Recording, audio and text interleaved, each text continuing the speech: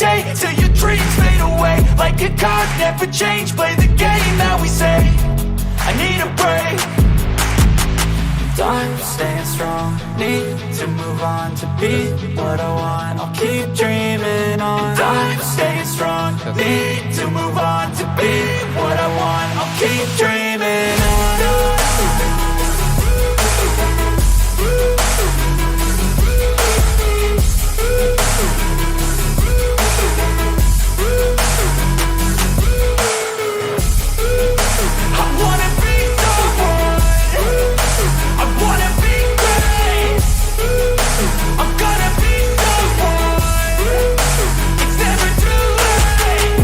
Face on when I chase like that. Yeah, I play so strong with a knife in the back. I'ma swing home run like a baseball bat. Gonna see me rise, you can hate on that. I don't play both sides, doing me no cap. I'ma ride or die for my dreams on tap. I'ma fly real high, you ain't see me slack. No, it's not how you fall, it's how you get right back up. That's how you get tough. Calluses on my hands so rough, yeah, I call your bluff. I'm not the one, mess with me and come out with none. Cause I'm so done, you had your fun. And now you're gonna face down the barrel of the gun. Cause I got a full clip with your name on it. But I'ma let you slide cause you ain't worth it. I'm staying strong, need to move on to be what I want. I'll keep dreaming on. I'm staying strong, need to move on to be what I want. I'll keep dreaming on.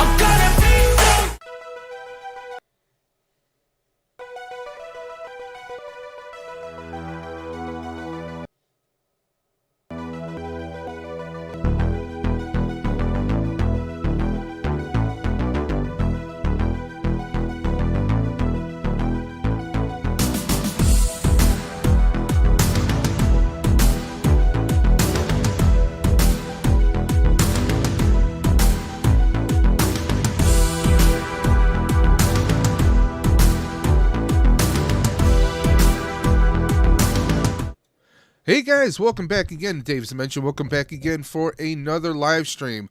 Welcome to the 1,000 subscriber live stream. Yes, I know I'm a little bit late with planning this stream, but we've had a lot of things going on in the Dimension. I hope everyone's doing well.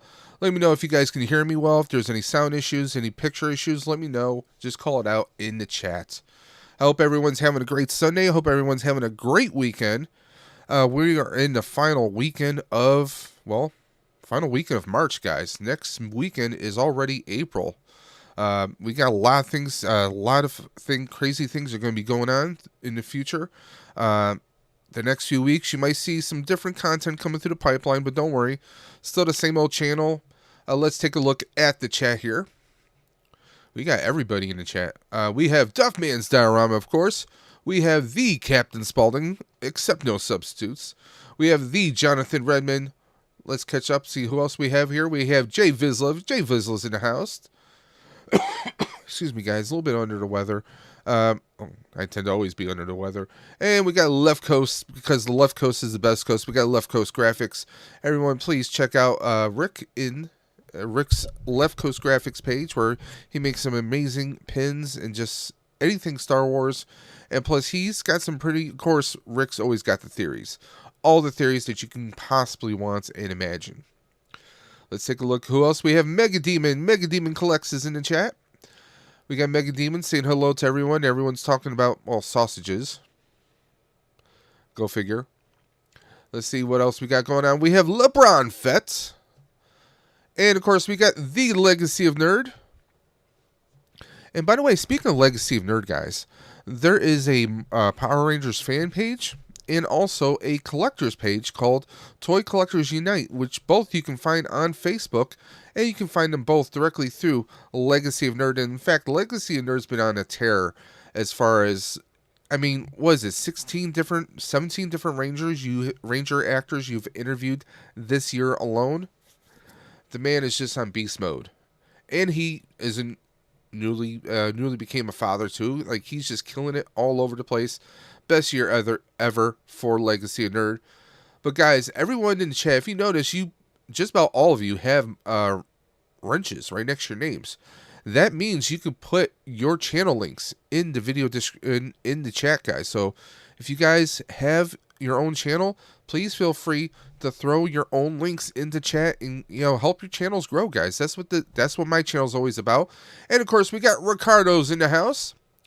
We got Ricardo. We got Gap After Dark. Everybody's hanging out. We even have the master of the hunts himself, Gary's Grails. Please check out Gary's Grails. Gary's got some amazing content. He is on fire with everything and just an amazing collector.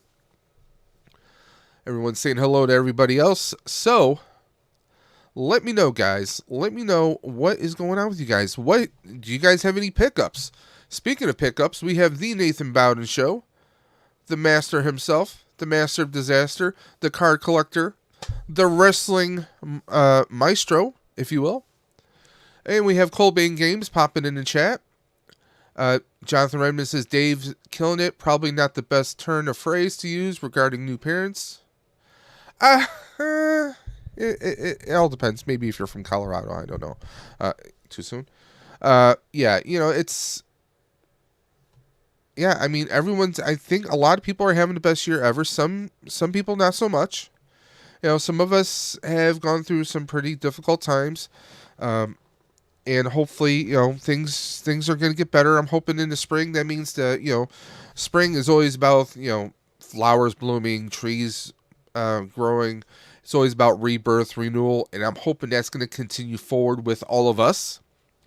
Because honestly, I mean, this year has been, I'll be honest, this year's been a crap year for a lot of people. But like I said, I'm hoping that's going to change, guys. I'm hoping that's going to change. I myself, I've gone through a job change myself. I left the company I was working for. I'm working for a new place, and it does feel a bit overwhelming, but, change is never easy. So it's all about moving forward with those punches and how you move forward with them. So, but by the way, guys, anyone in the chat, if anyone wants to hop on with me, the link is in the video description, or in the chat, I should say. Should be pinned at the top of the chat. So if anyone wants to hop on, everyone wants to join the dimension here, anyone wants to join us, because it's always better if I have a co-host, right? It's always better when you have someone with you. Hold on 1 second. Having a little technical difficulties here. Bear with me, guys. There we go. I lost my wheel for a second. We don't want to lose the wheel. So, guys, I'm going to show you guys a little something. Let's switch over. Okay, so this is our wheel. This is our wheel right here. Let me know if you guys can still hear me. So, this is our wheel. And it looks like we have somebody in the chat. I'm going to make him wait a minute. So, this is our wheel. We have 29 entrants in this wheel. This wheel of destruction. Speaking of destruction, there he is. The man, the myth, the Ranger interviewer himself, Legacy of Nerd. What's up, Legacy? Legacy of Nerd, can you hear me? I can hear you. Can you hear me? I can hear you now. Chat, do you hear him? Okay. So I'm doing something a little different here. So yeah, welcome to the stream. We are doing a 1,000 subscriber giveaway, and just to show people, look, let me see. We got both images up. Let me actually switch this around. Let's see if I can. There you go. There you go. No, we'll fix that. How about this? So, if you notice, I'm actually using Restream, but using OBS to capture it. So we'll just throw my camera right up there. So having a little bit of working a few different bugs out. So, but hey, how are you doing today? You having a good weekend? Yeah. It's been kind of was it a weekend off? Yeah, I go back to work tomorrow, so okay. I am officially off of paternity leave. Which is kind of sad because, I've been home. Okay, with the baby tell the for wife like to start 3 weeks. working on baby number 2 then, so you can take. Oh another my week. God! Yeah, that's not happening anytime soon. My little one is definitely a handful for sure, but she's awesome. So, Are you guys on a schedule yet, or is? little bit, A a little little bit, bit. a little bit, a little bit there, a little bit. She sleeps through the night now. So if you put her Okay. to bed like around 11, she'll wake up around 7. So which is good. We're not waking up every like 2 to 3 hours to feed her, which is awesome. But she's doing a little bit better. She's learned to entertain herself a little bit, which is very good because Well, I playing gotta with a answer baby. a question very quickly. Jonathan Redmond, I have not ordered the Batmobile this week. I, with my new job, some finances for one, and my hours do not always allow me to go ahead and do online orders. And plus, I'm not a big fan of online orders. I've been stiffed too many times for the most part. Long story short, those that don't know, I am probably not going to be buying any figures for at least the next 2 months, maybe 2 or 3 months, possibly. Um, Long story short, those that have been watching the channel, I had an issue with the new bicycle I bought last year. Long story short, I was sold a bike under false pretenses. It was not rated for my size or weight, so I had to sell that bike, and I only got maybe a third of what I originally paid for. Sucks, but it's true. In fact, this past weekend, Dave's Dimension has ordered a new bike through a reputable retailer, and I spoke with them intensively. We did our research, and we found what we believe is going to be the best bike for me. But, well, that bike is about $2,000. Ooh. Bikes are not cheap, especially when you're a big person. I went in on a Fat Tire e-bike. Now, the e-bikes, I was always against them for the most part, but with my asthma, going up steep hills, usually it turns into a situation where I'm off the bike and pushing the bike up a hill. With an e-bike, I don't have to worry about that. With the pedal assist, it's going to push me. It's going to, with me pedaling, it's going to give me that extra bit of push, a little bit of power to go uphill, so it's going to work out. Plus, if I'm ever in a situation where I have an asthma attack or I just physically cannot pedal, there is the e-bike portion of it where I could use the throttle, and it can get me to where I need to go. So it's definitely, these are, I'm learning that these are a type of bike where people who either have had physical impairments, or let's say someone had a stroke, someone had a heart attack, or someone has respiratory or pulmonary issues. These bikes are helping these people get back out on the road. You have people who are 70 and 80 years old, 60 years old, who are getting back on a bike so they can do stuff with their family again. They're getting mobile. So it's actually something that I guess you could say I'm becoming an advocate for it. So you guys will be seeing a few more videos on e-bikes, at least in general. Being a first-time e-bike owner, it's going to be interesting because these bikes are not light. Oh, okay. They're like, the one I'm getting is 80 pounds. Okay? So you can't just like go downtown and get one of those quarter bikes, that you scan real quick and just kind of take it off real quick. Here's the problem with something like that. One, I'm a larger guy. Okay? That's One, I'm a okay. larger guy. Most bikes, your standard bikes, let's say you go to like a Walmart, $130 bike.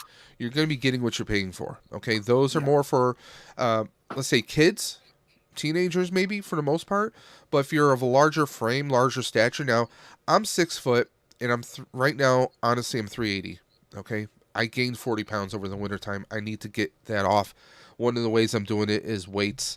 Another way that I'm doing it is, I don't have a bike to ride. So, and plus, this kind of bike I can ride year round. I could ride this in the snow if I wanted. You might laugh at that, but literally, I can ride that. So I was a Captain Spaulding. I wouldn't even pedal. I would throttle it the whole way. I mean, there are people that do, like, honestly, I've seen a lot of the e-bike review videos, and a lot of these guys, they are throttling it. I'm like, yeah.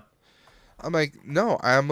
I mean, I get that, like, maybe in this, like, New York City, I could see, a busy city, you need that extra speed. I can kind of see that. But no, I primarily wanted because where I live, there's a bridge on one end of the island, and another bridge at the other end of the island. Either way, it's a steep hill. Yeah. And I have to walk the bike up, halfway, and then I can ride it down. It's like, but with the fatter tires, it spreads your weight evenly a little bit more. That's so true. Yeah. The bike I'm getting kinda is like rated for up to a buoys on 400 pound capacity. So Yeah. And I've even seen some that go up to 450. And most reviewers out there are between maybe 180 to 265 maybe on average. Okay. I even got in a nice little email discussion, I say nice sarcastically, with a company that does e-bikes, but they purported they did a video where like, oh, we have people ranging between 360 and 450, but they did not disclose in their video verbally or in the text of the video, in the video description, that these bikes were heavily modified to support the weight. They left information out. I emailed them directly, and I had a conversation back and forth over about four or 5 days with them on that. Ultimately, they admitted that they will be updating their videos to include that information in the future. So Left Coast Graphics is saying, as I used to work in the bike business, don't overpay. All bikes are made in the same factories. Only difference is the components. Yeah, honestly. And I got to say very quick, hello to Papa Gord. Everybody, Papa Gord in the chat. Now, guys, I want you at 3 o'clock p.m. Eastern Time, I want you guys to head directly over to Papa Gord. He's got a live stream later on this afternoon at 3 p.m. Eastern. A weekend afternoon stream. This is a rarity because Papa usually streams at Sunday nights around 7 or 8 o'clock at night. So it's very cool that Papa's doing an afternoon stream. So guys, please hop on over at 3 p.m. Eastern and check out the one, the only, the Canadian Santa Claus, Papa Gord himself. So please do that. This is not going to be a very long stream today, guys. We're going to be doing the wheel. We might do an unbox. And, nice. I'm not going to say what it is yet. No, it's not. It's not what you think, Legacy. What's that? I won't be unboxing that. You know what I got this past week. Oh, you're not? Why not? Not live, no. Oh, okay. Because I don't want to bore people as I'm like slowly opening it up and fumbling through it.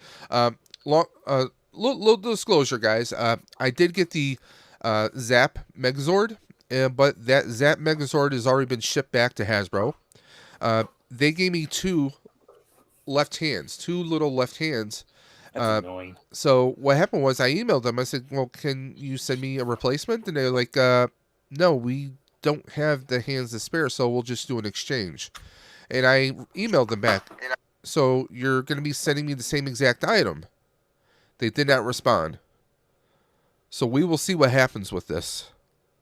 Because this is my new lead. You know how Hasbro will say, hey, we don't have such and such in stock, but we'll send something of equal value. So we'll see what happens. If they send me something of equal value, it better be Astro Megaship. If they can't give me the Megazord, that's all I'm saying. Yeah. But let's catch up. We got the Joker's voice in the chat. We got, of course, Papa saying hello to everyone. We love you, Papa. Colbane Games says congrats on 1100. Yes, we are actually at 1119. Can't thank you guys enough. And I know some people hate it when I put them on blast, but Colbane, I owe a lot of this to you. Hanging out with your streams, helping mod your streams. Your support means the world. In you, Papa Gord, Sleeping Collectibles, Duffman's Diorama, Captain Spaulding, Mega Demon, Joker's Voice, everyone who's here, Mike Davis, my Ghostbusting brother right there, Mike Davis is in the chat, so is Sam Hain. All you guys who've been supporting the channel, I always say we are the Dimension because there would be no Dimension without you guys. So tremendously thank you guys. And by the way, speaking of you guys should, I'm sure everyone here is on Facebook. You guys should check out a very awesome Facebook group called Toy Collectors Unite. Co-founded by Legacy the Nerd right here. The man, the myth, the legend himself. Of course, he also has the Power Rangers fan page, which is heavily moderated by our brother, LeBron, right? Yep, LeBron and another guy named Jeremiah. We got CB Hunts in the chat. Hey, CB, what's going on? By the way, CB, I think I'm going to read down, since I have... On the web for what's going on. Shut up, Siri.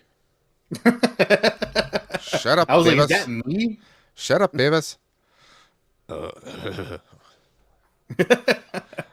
no, CB, since I had the PlayStation 5, I'm going to go ahead and download Turtles. So, maybe we can jam again on Turtles. Because he and I, when I was on Xbox, we flipped the Shredder's Revenge. Which, honestly, it's just a fun button masher throwback to the old arcade game.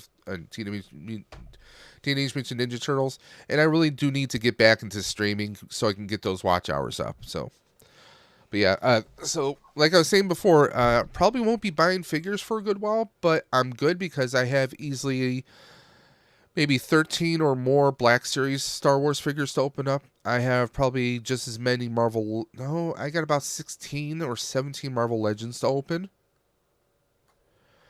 And I have like 5 or 6 NECA figures to open. So yeah, we're going to be good on content for a good while, guys. It's just that, because the finances, when you drop, 2,200 on a bike, and then you have to drop another 500 for a bike rack for transporting bike to and from places. It is what it is, So, not exactly fun, but trying to get the link to the toy collector. Yeah, you do that. There you go.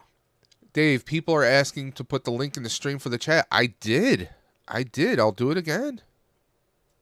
So, it looks interesting. So on Restream, I have to kind of mirror it with my phone because you're not on Restream. It's just an audio thing.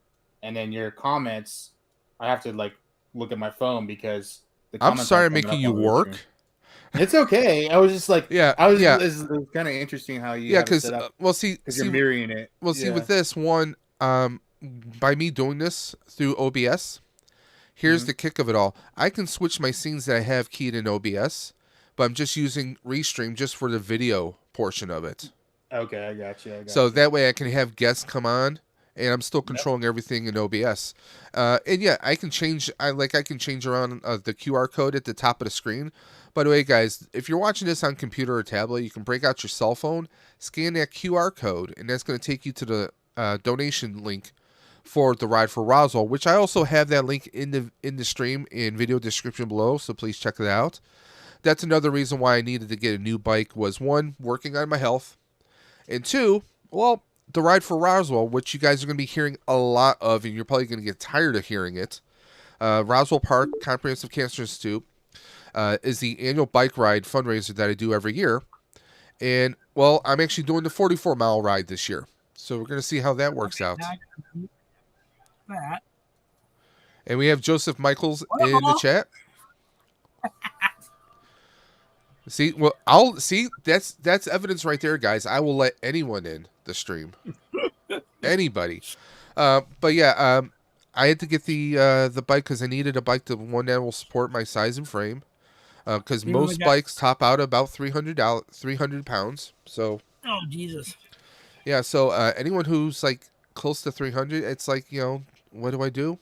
Well, this is what I'm doing. I'm going for e-bike, and some e-bikes, honestly, I've seen them go. One store was trying to get me on an e-bike that was $4,000 to $5,000. Jesus.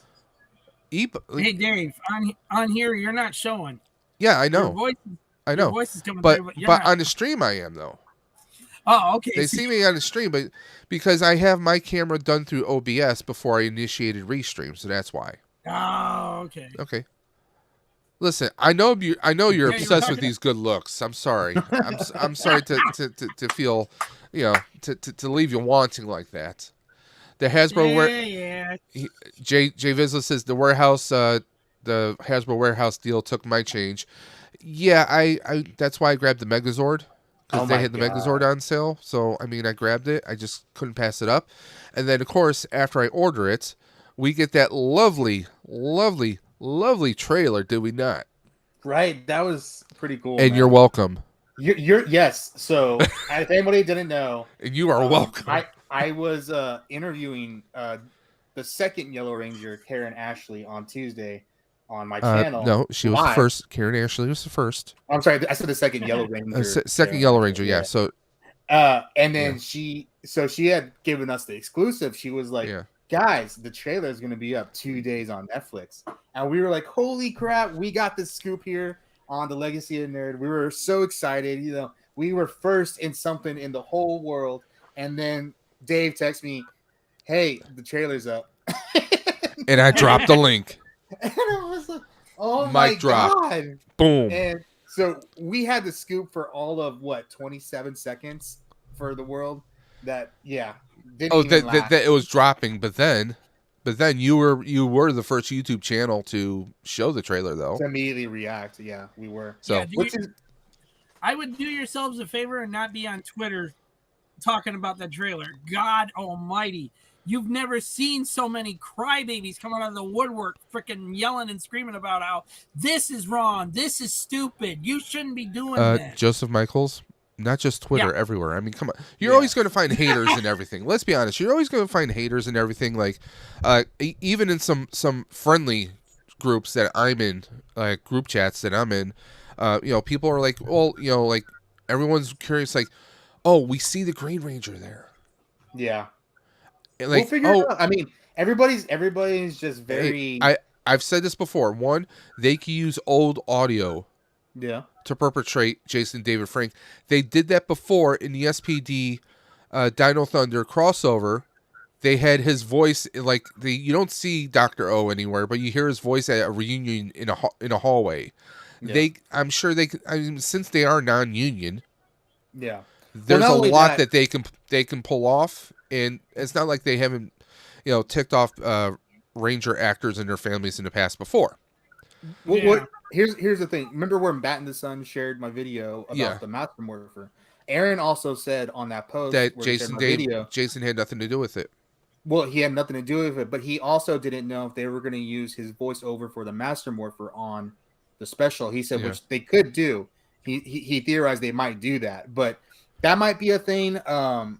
Watching the trailer, everybody has already broken down the trailer so quickly, and you've seen the background in one of them that Rita has like miniature versions of the red, green, and pink Rangers, so that she could have them trapped in some sort of miniature condition or something like that. But honestly, guys, if you're just not just happy to see this, then this is already not for you. If your immediate thing is like, well, they did this, and I think they should have done this.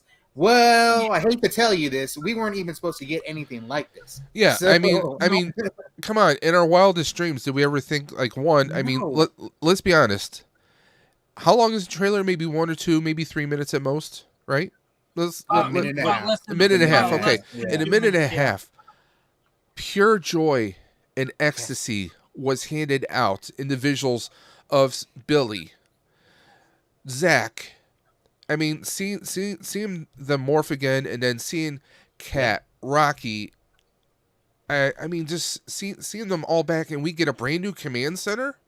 Yeah, a brand new command center. We get Zordon's Fracture 2, and I still think I know you're Daniel. I know you're not a fan of this theory, but I still think that tube is going to play it's going to play in somewhere. It's going to, whether it's inspirational.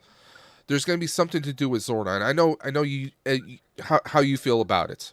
Yeah, well, now we're playing with time travel. So if they bring Zordon back because they're playing with time travel, that's a little bit different. I just don't. I talked to Dave about this quite a bit on my channel. I just don't want them to undo Zordon's sacrifice. That's the only thing. As long as the sacrifice stands. Yeah, he doesn't want like in the MCU if they brought back RDJ. If they brought back Stark, or Emperor Palpatine, how they brought him back for the last Star Wars movie. Like, hey, you know what? Even though I'm not a fan of the Star Wars sequels, real quick, I will say this: I kind of like seeing a zombie in Star Wars. Yeah, I mean, I know that there's I think there's a novel or a limited comic book out there that talks about some kind of horror or undead element, but to actually see kind of like a zombified character in Star Wars on the big screen. Death Troopers. Yeah. I mean, that in itself, that was like, okay, that was kind of a highlight for me. Or the Star Wars aren't, the Star Destroyer Armada hidden in that cloud, that nebula all the time. I mean, that was probably like a highlight of that whole trilogy, which is sad to say, but no, honestly, I think we need more horror in Star Wars. That's all I'm saying. That, and when Lando showed up with the Millennium Falcon and all the reinforcements. Yeah, that part blew my mind. I love that, seeing all them ships. Seeing the Spectre or the Ghost, was pretty cool. The Ghost, and a lot of people said that but yeah, I mean, Mandalorian's, you're always going to get different there. fans like, okay, this past week, Ghostbusters Afterlife announced some new acquisitions as far as I actors. saw that. That seemed like those big pools for Patton for Oswalt. sure. I'm cool for that. I would love to see him as a tech guy working at the firehouse, helping to improve the gear. I was getting the sense they were going to use him as a voice, but Well- I guess I didn't think about it. Well, Patton Oswalt, I mean, he's played a character like that before. In Blade Trinity, he was the guy making the gear True. for the day stalkers or the night, whatever they call themselves, the Death Stalkers or whatever frack they call themselves. Anyway, Yeah. I mean, we've seen him kind of be the tech support person. He's even played that kind of a character, given exposition in Agents of Shield. So I could see him as that kind of a character. Now the other actor's name, I really can't. I keep forgetting it, but I'm not a big fan of him. He was in Eternals. Is it Kumail? Yeah. Yeah. I don't like I just don't like how like his characters he's played in the past. From I like Franklin him. and I think Bash, he's like funny. playing like the kind of germaphobe person. Like some of his characters just come off a bit annoying. It has nothing to do with his ethnic background. It has to do how he portrays his characters. Kind of egocentric. It's just Now, Yeah. I could see if he plays someone who works for the EPA under Walter Peck. I can see him kind of playing kind of an annoying, little Peck. I could see that kind of a character. It all depends on who these people are actually going to play. Jay Vizsla says, yeah, the Ghost Crew series is supposed to be the go that direction, more of a horror. I'm going to have to look that up. Definitely Jay Vizsla. But we get criticism because people are like, oh, great, these people are going to be in it, and whoa, are you serious? Eugene Levy. Oh, see, you guys may not know, Eugene Levy filmed a small part, I believe, in Ghostbusters 2, but it never hit the film. Do you think Bill Murray is going to be in the new one? Yes.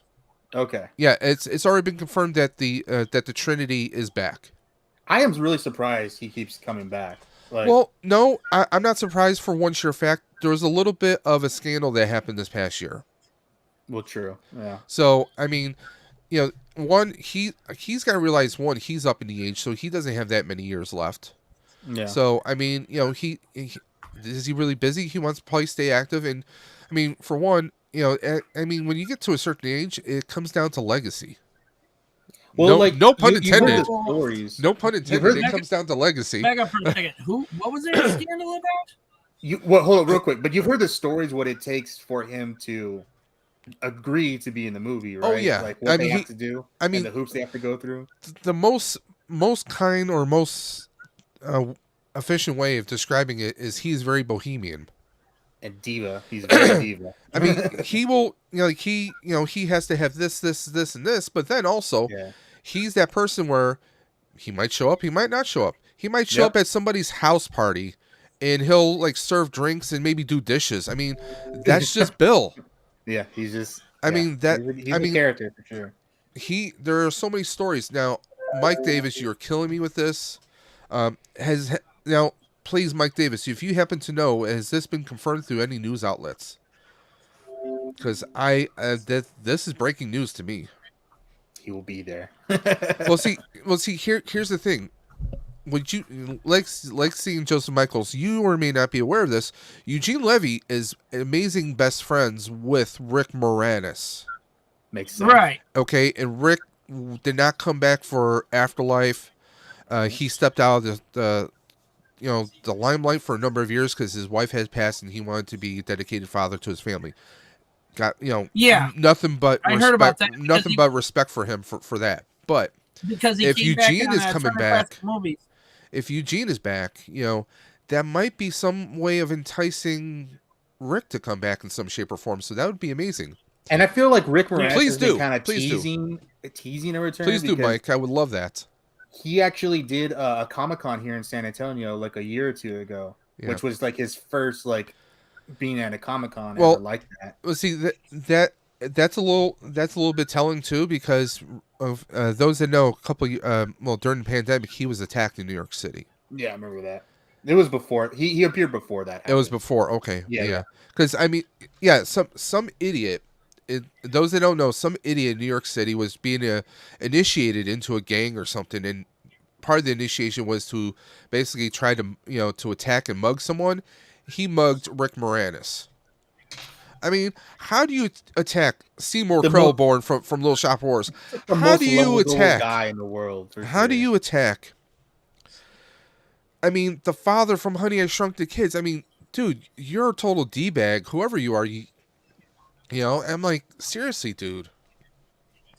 Yep, CB. I am in Texas. I'm in San Antonio. So go Spurs, go! Even though they're horrible this year, but yeah. Knicks, what? Huh? Well, New York State. What do you expect? We don't have a basketball team in Buffalo. We used to back in the late 70s. We had the Buffalo Braves. You got the Bills though. You're good. You got NFL. The NFL always wins. Yeah, we have XFL. We have the Brahma Bulls from the XFL here in San Antonio. Geez, I wonder why they're called the Brahma Bulls. I really wonder. It's some like douche that was in a black suit with a lightning bolt on his chest that killed a whole franchise, but I don't know what it was. I mean, I wouldn't say he killed the franchise. I mean, he might have stuck a fork in it. Killed the universe. No. I mean, come on. Let's face it. The DC universe. Black Lightning. Yeah, Black Adam. Different Black superhero. Adam, you're talking about the Rock. Wow. You get a person of a darker complexion with the lightning bolt on their uniform, and wow, just generalize it right. Dang. Joseph is being canceled. Okay, that's it. Ricardo's in McAllen, Texas. Oh, yeah. They have a pretty cool con coming up, actually. Yeah, I think Giancarlo Esposito is going to be down there. You guys don't realize there's quite a few collectors in our community who are in Texas, so. Sweet, we definitely made up on. Oh, CB's in Houston. I feel like I knew that, but thank you. I feel like I've seen that before because I watch his toy hunts. Okay, I'm checking my Instagram very quickly. I go to Houston every now and then, so it's very possible. We can do a team up every now and then. Dave, I got to jump off here. Yep, I got to go. No, thank you for hopping on. But I wanted to say you finally completed your lifelong dream. You said you're always missing my streams. I do always miss them. I saw you're gonna have it today. I was like, I'm gonna make a point. I'm gonna get on. I'm gonna support Dave because he always has been so supportive. So I want to make sure I got on here. And right away, really quick, Blue, this is live. We got Blue Sasquatch in the chat. So yeah, you go ahead and handle your business. And by the way, anyone who's still hanging out, don't worry. Like I said, I won't be necessarily buying collectibles, but in the next 2 or 3 months. But I have a lot that I already have set aside. We're going to be doing unboxings. I have the Dragon Sword we have yet to unbox. Dave's been sending me pictures of what he's been buying. He's been buying a lot of stuff lately. He's been on a roll. Yeah, but now I'm spending like $2,600 on a bike in Iraq so I can transport said bike. So 80-pound bike, carrying it up a flight of stairs back and forth. Yeah, that's gonna be a workout just taking the bike in or out of the apartment, let alone. Yep. Well, I want to say congratulations on your 1,000. I know it's been a little bit, but being formal about it now, doing the congratulations, and you already hit 1,100, man. So I mean, like, you're gonna be there in no time. Where you want to go? I just gotta get the watch hours. Yeah, I mean it's tough, man. But you know what? You got 1,000 people supporting you now, which is awesome. And more like 40 or 50 people that watch my videos. Dude, they're there. You know how it is. I know how it is, but you know what? It's an achievement in any form. So. Yeah, and also, you have a spot to come hang out at the end of April for the Stream for the Cure, which is going to be last year I said it was going to be 8 hours, turned into 10. So we'll see what happens this year. And I'm hoping that everyone's going to come out and support that. Yeah, man. To help benefit Ride for Roswell. So we'll see. He will be posting updates in the Toy Collectors group on Facebook and probably the Facebook or the Power Rangers group on Facebook. So make sure to come check those out. Yep. The Toy Collectors group is brand new, guys. I posted the link. I'll post it again if I can. But make sure to join it. It is not just one sort of brand. We are trying to get people of NECA, Hot Toys, Mayfex, Hasbro, whatever you like. No matter what brand you collect or what fandom you collect. I mean, even if you're collecting like patches. And we're trying to make it more of a community than like just kind of posting your YouTube links. So we want everybody there. Yeah, even if you collect the sharing your patch. stuff. Ghostbuster patches. Even if you collect That's cards. a big thing. If you collect cards, come in. It's a thing. So, all right, guys. I will see you guys next time, and y'all have a good day. Take it easy. And then there was just us.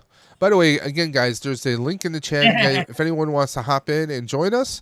But we're going to start the wheel now. It's about 10 after 2. So we've been running this for about 30, 40 minutes now. So we're going to start the wheel. I want to say hello to Blue Sasquatch, of course. Hello to Vern Oakhurst Studios. And Vern, just so you know, I did take your advice. I went with the blue one.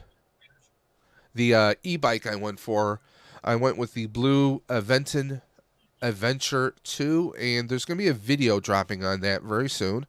Went to our local retailer, Bert's Bikes and Fitness in Orchard Park. We actually have several of them here in the area. And I did an interview with a very awesome salesperson who he was more concerned about what's going to work for me, and not because usually when you go somewhere like, hey, oh, you need this. No, he was like, no, my recommendation, go for the stock bike. See what works for you. Do you want a different seat afterwards? Do you want different pedals? You're going to need to ride it a couple times to really get a feel for the bike and then see what you want to do afterwards. So I really appreciated that. And I walk into the funny thing was I walked into the store and I say to the guy, well, I'm a large person and I'm also an asthmatic. And before I could even continue, he pulls out his own inhaler and says, hey, it's not easy being wheezy. So, I mean, you get a guy who can relate to you right away. This guy's going to take care of you. So it was a good experience. But we're going to go ahead and start this wheel. Let's just move this around. And we're going to move. Oh, wow. What? When you're looking at it from this side of the stream, it looks glitchy as hell. It's like, whose name is that? Yeah, don't worry. It's coming out pretty clear on it because I'm looking at YouTube and also looking at OBS. So I have everything here. I'm actually looking at 4 different versions of the wheel right now. Oh, there you go. When you have 3 monitors, it comes in handy. Yeah. So we're gonna go ahead and start this off. Whoa! You got Sleeping Collectibles in the chat. Sleeping Collectibles in the house. Sleeping, I hope you are doing great. Hope you're having a great weekend. Mike Davis says he's thinking of getting rid of Black Series. What up, John? I mean, honestly, Black Series, like, it's been a little hit and miss. They're coming out with a lot of stuff. But here we are. Howdy. But here we are. Hey, Dave. Congratulations on getting your 1,000, man. No, I appreciate that. Can you hear me? Yeah, I can hear you. I appreciate that. Okay, now I can hear you. Now we can't hear I you. just wanted. I've never used Restream before. Okay. I'm still using StreamYard. So. Yeah, if you have, by the way, I hear a little echo, so if you have it playing in the background. Okay. Yeah, if you have, by the way, I hear a little echo, so if you have it playing in the background. Yeah, you got to mute. If you have YouTube, if you have your YouTube tab open up, you might want to. Are we still hearing any turn echo? the sound. No. If you have your YouTube tab open up. I've got it closed. Okay. No. Okay. It's probably just a weird delay. I've got that closed. There's nothing else open. You guys still hearing the echo? It's probably just a weird delay. Could be. I've never used this particular program before. I can always try the headphones. Yep. I don't generally have a lot of luck with headphones, but Okay. Yep. How's that sound?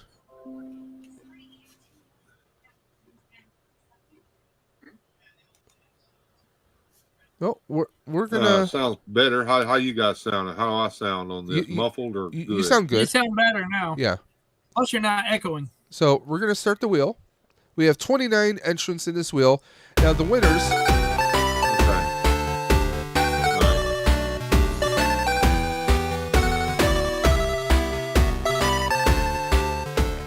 Okay, looks like Angel Wings is our first elimination.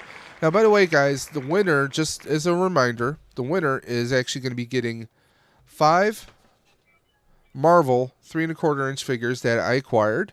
And these are perfect. I mean, there's no defects of any kind that I can see here.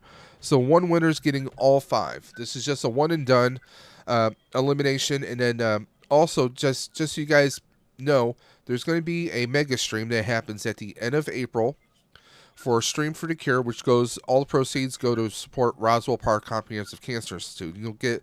There's actually a video going over that. You guys can check out on the channel as well. Okay.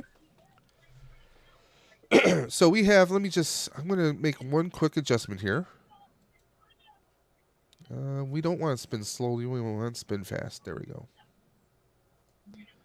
Do about 15 seconds for the spin and go.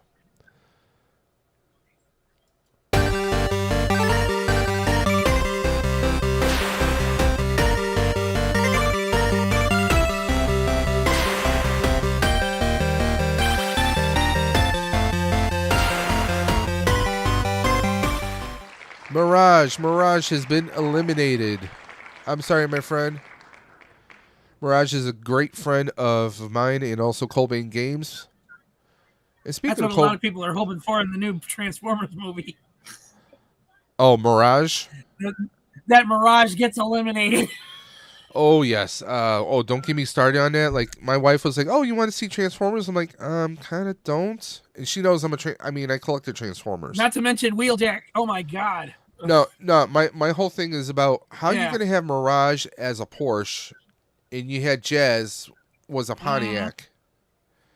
It's just, it's just, I have gripes. It's, I don't know. A lot of people say Wheeljack is like they're making fun of people that wear glasses and stuff, nerdy people and stuff. You mean like us? Yeah, like us. Yeah. That he don't look like Wheeljack. Transformers was a Rise of the Beast. Is that what they're calling it? Yep. First off, I think Ron Perlman should be voicing Optimus Primal. That would be my choice. I mean, they had him do it on the Netflix animated series. Or have the original voice actor. What was his name? Gary Chalk, I think it was. The one who voiced him in the animated series in the Beast Wars is dead. Yeah. He's dead. Gary Chalk? No, they had someone else. They had Miguel Ferrer do the voice for a good long while. And then they had someone else do it. So, okay. I mean, it all depends. I mean, it also comes down to money, and they want notoriety and names, But, yeah, we'll see what it is. Let's keep this going.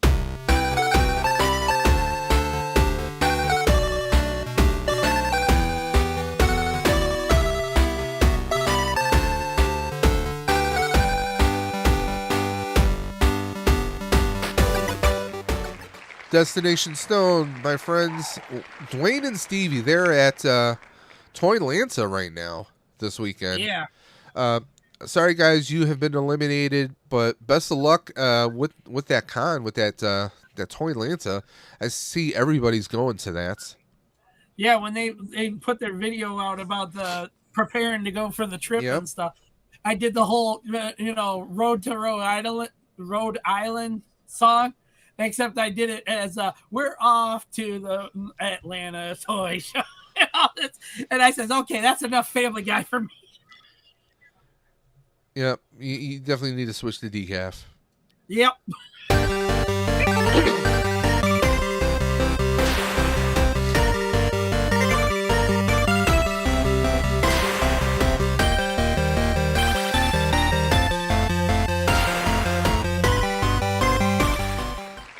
Rosita Razi, you have been eliminated. You've been erased from existence.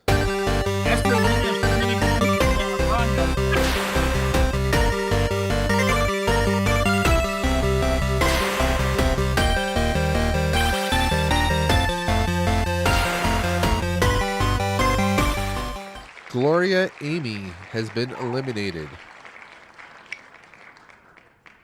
You've been erased from existence.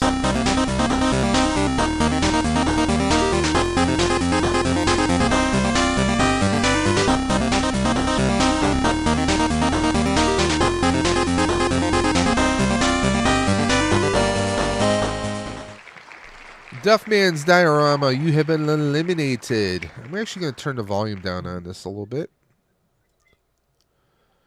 Where is our volume control? We're going to tear that down. There we go. The dimension is sucked in his soul.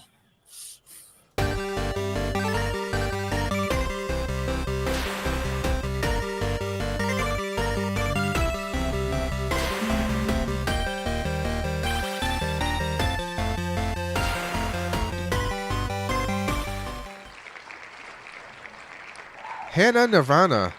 That's actually a pretty cool sounding name right there. Instead of like Hannah Montana, I got Hannah Nirvana. Hannah Nirvana. She's the evil twin of Hannah Montana.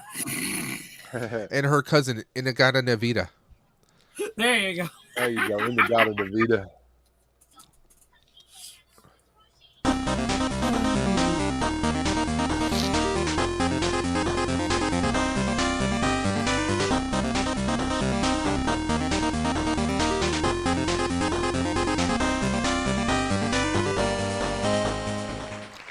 Sunny has been eliminated. You've been erased from existence, my friend.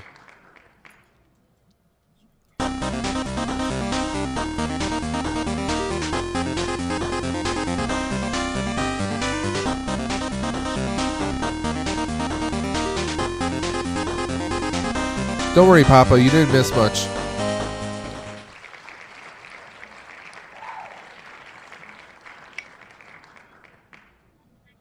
LeBron says, do I still win if you misspelled my name?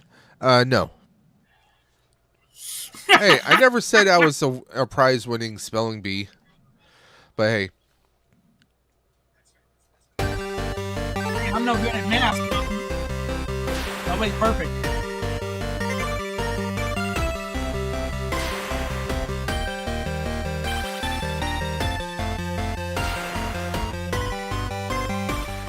Ashley, the sweet spot, has been eliminated.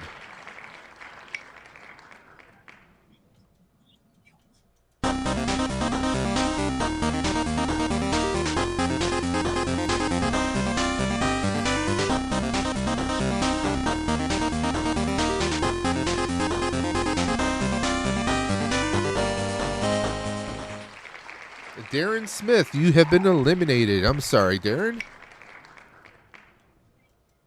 Let's go on to the next one.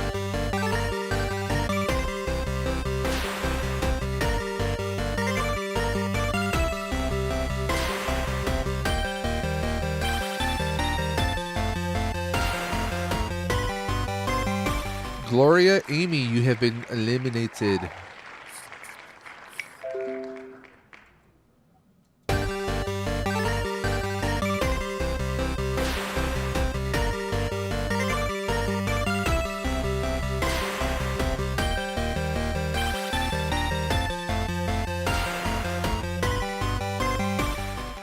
Matt Polini era, you have been eliminated. I'm sorry, Matt. We are down to 16. We're going to shuffle this up. And let's rock and roll.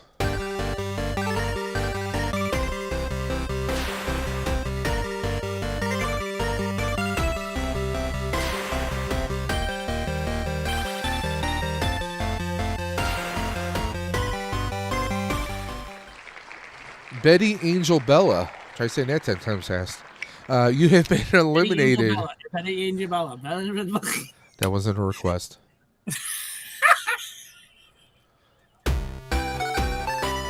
Yeah, but I gave her my best shot. That's not what she said.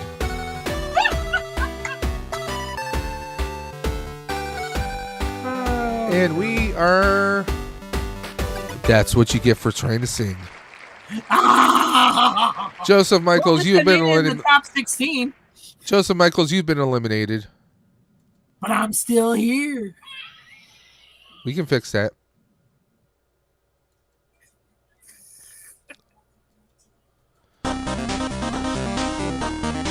Real don't like me anyway.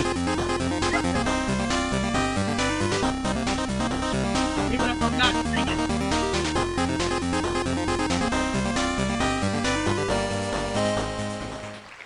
Brian, Great Adventures, you have been eliminated. I'm sorry. We're now down to 13. Anybody in the chat, any bets on who you think is going to win?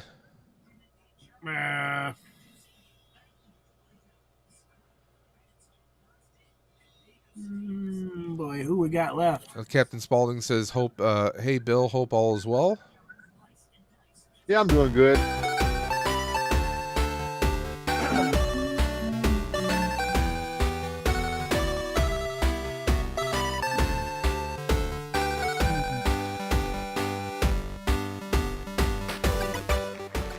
And Captain, you have been eliminated now. Captain Spaulding. No.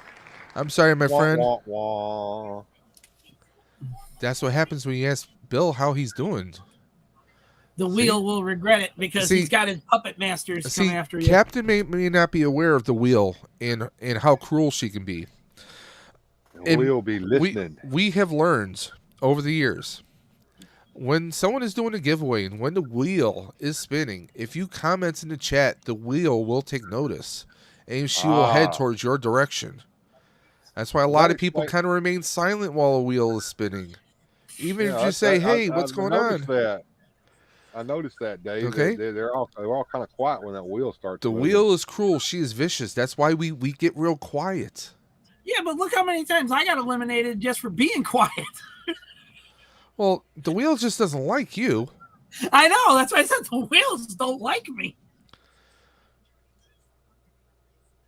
It's like, oh, I know he's in there.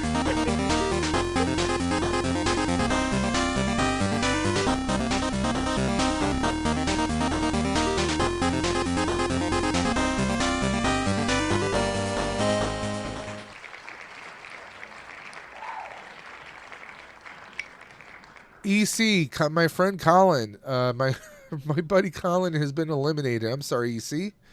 EC Collecting, if you guys aren't following him, you really should. He's got some amazing content.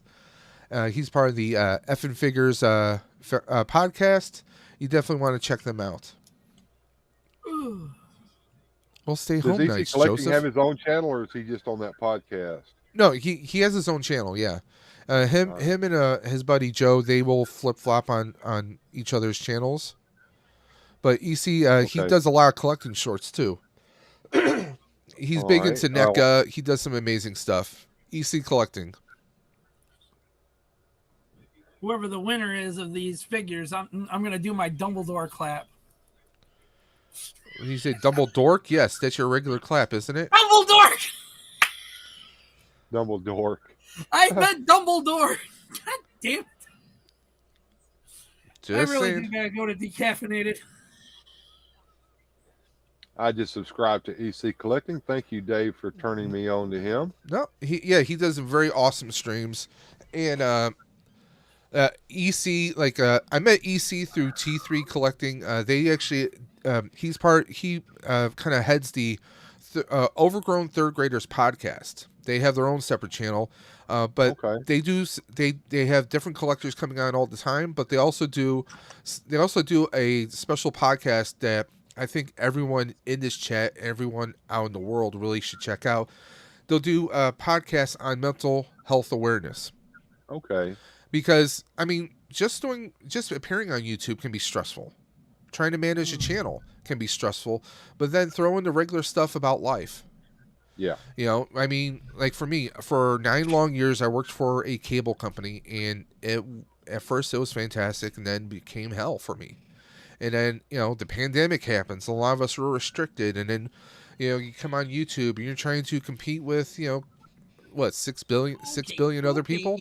Because everyone has their own channels now. It could be that work-life balance, and then the balance of this can be stressful. And it's just an amazing stream where people I've appeared on there. So many others, I'm not going to put their names out there, but so many other people have appeared on there, and you find out I've had this happen. The reason why I do collecting is A, You know, they might be doing it as a way of remembrance, or they might be doing it as a way to do stuff with their kids. Different things. You know, and in oh, there we are. Hold on, guys. Guys, I need everyone to stand up and to salute our brother from another mother. Darth Taz is in the chat. Taz, this makes me happy to see you in the chat here, man. I hope you're well. I mean, Taz is one of the best. He's one of the best guys around. We miss seeing him on YouTube. Of course, life takes priority, family takes priority. Taz, I hope you're doing better. I hope you're doing well. If you need anything from any of us, whether online or offline, I mean, we're always here for you, Taz. All you gotta do is reach out, buddy. Dark Taz, a.k.a. Taz, formerly Tazman Taylor, used to do his Sunday night hoedown. Taz is always a great person. I'm glad. Brother, we're here if you need anything, even if it's just to text or to chat or anything. You need anything from us, we're here for you. You just get better, man. Okay? You name it, we're here. Okay? So, even if you want to just vent. Even if you suddenly just want to vent and get it all out. If you want to just have a ribbing session so we all can make fun of Joseph Michaels, that's what Joseph is here for. Come on. They let me keep my phone at least. I love you all so much. We love you, brother, man. We love you. Just take your time, get better, and we're here for you if you need anything. Okay? I'm not just saying that. If you need anything, we're here for you. So, I know Taz has been going through a few things. We're not going to talk about any of that. And we all got craziness that go on through our lives. Speaking of mental health awareness, I mean, it just goes to show you. I mean, life doesn't stop, and that's one of the reasons why I work full time. I'm a husband. I do YouTube, and also I do. Those that know, I'm a big Ghostbuster person, obviously. I'm part of a charity cosplay group where we dress up year-round to raise money for Toys for Tots. And also, I ride for Roswell, which is a Roswell Park Comprehensive Cancer Institute here in Buffalo, New York. And this June, I'm doing my 3rd year riding for Roswell. I'm doing a 44-mile bike ride across into Canada and then back again. I got to be nuts. I'm leaving the country this time, guys. Hey, Dave? Yes. I apologize. I don't keep up with you like I really ought to, but I stay kind of busy and I got my own channel to run. But how's the looking for the bike been going? I know you've been trying to get a new bike. You joined the stream a little late, but just to reiterate, I have secured a bike. Okay. Great. But this bike, it's not cheap. It's a $2,000 bike. Because my size and frame, I went with what they call an e-bike. Okay, it does have an electric motor in the rear hub of the rear wheel, but it pedals just like a traditional bike does. Okay, I can pedal it just like a normal, regular cruiser, 10-speed mountain bike style bike. It's a fat tire bike, so it'll carry my weight evenly, so I won't have to worry about spokes or the rim, twisting or turning. And it has different pedal assists. I wanted an e-bike for when I'm going up, steep hills or bridges, which we have quite a few here in Buffalo. So I wanted to get something like that so I don't have to walk the bike up a long hill or a steep hill, or if my asthma acts up. Let's say I'm starting to have some issues with my asthma. Maybe I don't think I can pedal all the way home. I could use that bike then. It does have a throttle function. But I always I always viewed that as cheating. But with that, I found out there's a lot of people, a lot of older people, people who might be in their 60s or 70s, and they would love to spend time with their grandkids, but the grandkids are off going on bike rides or doing stuff, and this kind of gets them back out moving again. You know, there are different assist levels. I tried pedal assist 1 at the store yesterday. I was like, whoa. Because there's 2 types of sensors. There's a cadence sensor, so as soon as you start pedal, you push a little bit, like it cranks the power up to 11, so to speak. That's not what I want. I want an even workout, so I went with what they call a torque sensor. But this bike is, I mean, I could go 60 miles length on trip-wise on the battery alone. So it's rated for 400 pounds. So this is going to be a bike. This is going to be my bike for the next probably 5 or 6 years. So, but there were e-bikes that I was looking at that were $5,000. I'm like, no, I can't do that. But it's an 80-pound bike. So carrying it up and down the stairs, I'm going to get a workout just doing that. There you go. So that alone, I mean, expensive. Huh? Bikes have gotten expensive. Well, yeah. Well, like I said, this bike is rated for up to 400 pounds. So anyone close to 300 or 300 and over, you can't get most of the bikes, most of some of the other brands that are out there. Yeah. Like I had someone say, "Hey, what if, I really would recommend a suspension seat." I'm like, with my weight, I'm not going to chance that. Suspension seat is just like, you have your suspension on the seat itself. So if you're going up and down, bumps and hills, the seat will also adjust with you, just like the front spring on the fork of a bike. So there's different things like that out there. But let's keep this going. Even if it costs that much, at least you're getting yourself a good bike.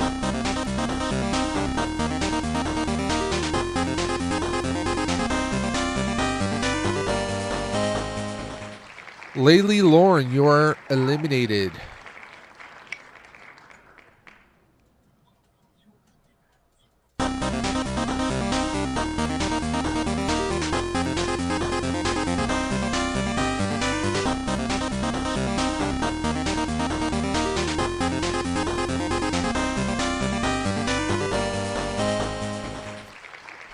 Astronaut Ranger Saiyan has been eliminated. I didn't know Saiyans could become astronauts or rangers. Well, technically speaking, Saiyans are from another world. So if they came here, yeah, they went through space. So that would make them an astronaut. Because look at how many times we've seen Goku just go up into space. I mean, come on. All the time. If he was still with us, if Jason David Frank was still alive, wouldn't you love to see him portray, the Green Ranger versus like Vegeta or as one of the other Saiyans? I mean, that would just be badass. I mean, come on, he took on Street Fighter. That would be pretty cool. Yeah. If you had like a OG Red Ranger, Austin St. John, do something like that. Take on as a Gold Ranger versus like Nappa or something like that. That would be kind of cool. Yeah, I wonder if he got past his legal troubles. I think that's still ongoing. It's going to be a long road with that, but he's doing cons and doing events. We got AM Dubs in the house, America's Most Wanted. And by the way, AM Dubs, there is a link in the chat if you want to make a special appearance. But if you're busy, I completely understand. I know it's the weekend. Lots of people are busy. And again, there's a link in the chat if anyone wants to hop on. After this, I got 4 or 5 videos to film. Man, you heard what I said before, right? You heard what I said before, right? I have about 13 or 14 Black Series. I have maybe 16 or 17 Marvel Legends. Yeah. I have probably 5 or 6 NECA figures. I have the Zap Megazord that I have to unbox. Or not the Megazord, but the Dragon Sword. I still have my breakfast to eat, man. I just all over the place. And I was on the stream earlier with Salacious Rum and the Lego Studs. So I got so much that I have yet to do. It's not even funny. Oh, yeah.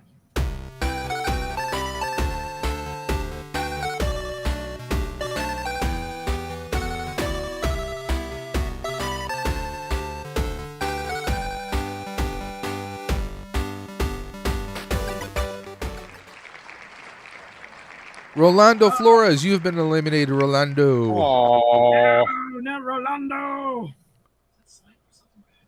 Pardon me, guys. I just have to finish this message real quick. Rolando.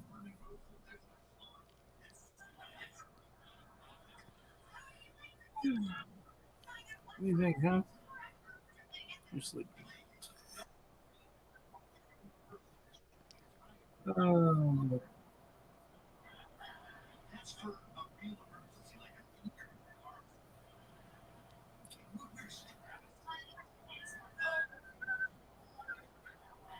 somebody's got the TV on in the background. That's got to be Joseph.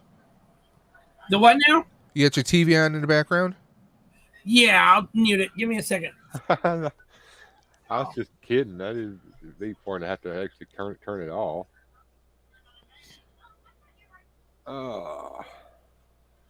Man, Rolando is busy. He's a good mod. He gets Listen, everybody's channel. Rolando, I call Rolando the multiversal moderator.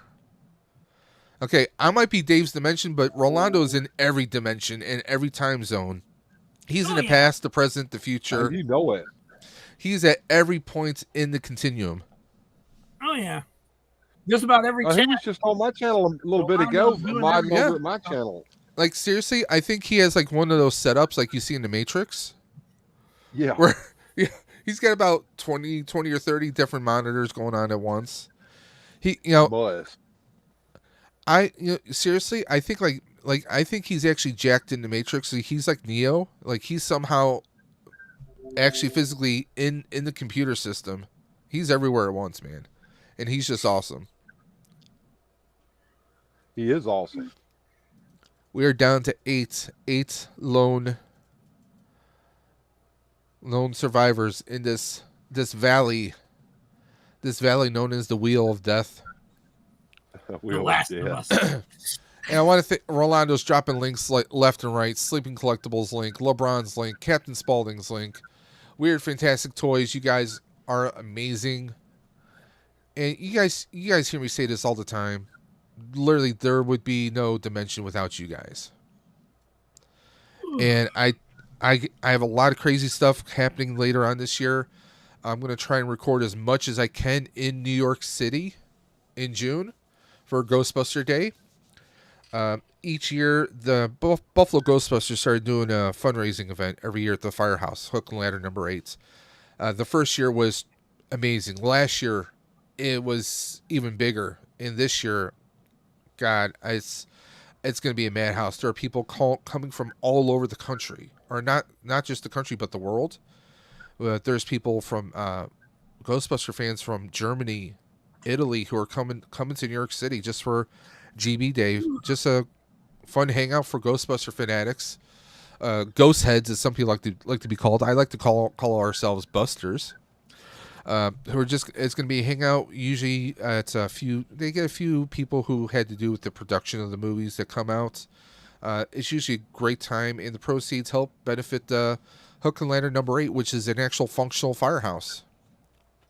So if anyone's interested in more details about that, go over to Facebook, or you can even look up the Buffalo Ghostbusters, either by typing the Buffalo Ghostbusters, or you can even type in buffaloghostbusters.com, and that'll take you to the Buffalo Ghostbusters and reroute you to the Facebook page. All details there. We do fundraisers year-round. Everything goes to an amazing cause. So, guys, please consider doing that, especially if you're a Ghostbusters fan, and really, who isn't? I have not met one person who's never liked Ghostbusters. Ooh. There's a few weirdos who haven't seen the movie ever, but, they don't hate it. I was going to say, you haven't met my brother-in-law. I mean, come on.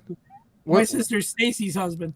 He never seen a single Ghostbusters movie because he says that the whole idea of the supernatural and people fighting the supernatural is a ridiculous concept. Yeah, it's meant to be a ridiculous concept because, I mean, come on. Bill Murray, Harold Ramis, Ernie Hudson, Dan Aykroyd, saving the world. It's already laughable. I mean, you start off with 3 screw-up professors at a college who get fired, decide to go into business for themselves. Yeah, it is pretty laughable. I mean, would you believe that Bill Murray could save the world? I mean, the whole concept is meant to be pretty laughable. Now, the original screenplay by Dan Aykroyd was very dark, very supernatural, but then again, his whole family, going back decades, I mean generations really, have always been interested in the supernatural and the occult. Not in the evil sense, but in the positive sense. So, I mean, it's, it's not everyone's cup of tea. I mean, would it make you, you might laugh at this, but I know people who actually do paranormal investigating in real life in their spare time. Like, you see Sci-Fi Channel had Ghost Hunters for the longest time, that show, where people are actually investigating houses to see whether they are really, haunted, so to speak, or what kind of spirits are there. I mean, it all depends on what you believe, Some people believe pineapple should be on pizza. Personally, I don't. Personally, I don't, But that will spark a whole debate in the chat. Just alone, that would spark a debate in the chat right there. But, it's just like, there are some people who put their right shoe on before their left shoe. I mean, everyone's different, But the great thing is, this world, we can have people who like this or don't like that, If, some people are very religious. I heard there were religious people who were against Ghostbusters coming out. Oh, yeah. Well, there's always weirdos. For one of them. Now you have to remember. Don't judge all religious people by the ones who act crazy like that. And that's why I said, there are religious people. I didn't say specific types. I mean, of course. Me personally, I'm raised Roman Catholic. I'm a confirmed Roman Catholic. I'm not practicing because there's a lot of things I don't agree with the Catholic Church right now. Yeah, that's me personally.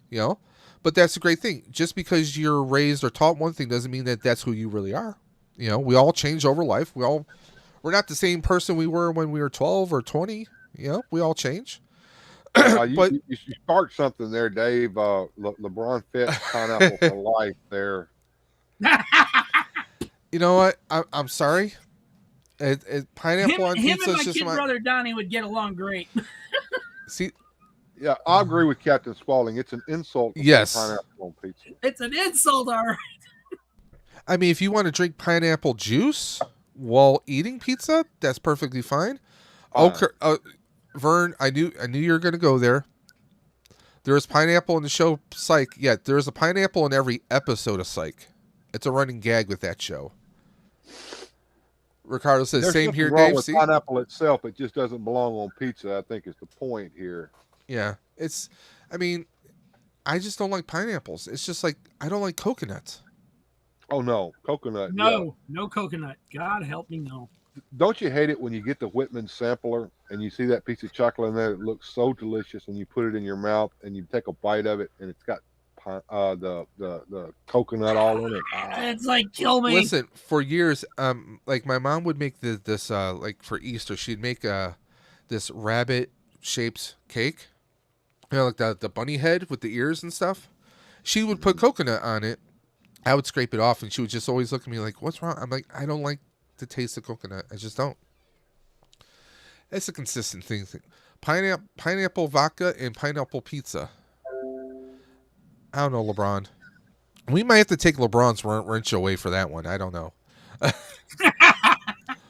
Mike says, but have you ever tried it? No, and I won't. I'm sorry. Just like I'm not a mushroom person. I can't do, like, I just don't like mushrooms. I have, and I'll let you know that we are correct. It does not belong on pizza.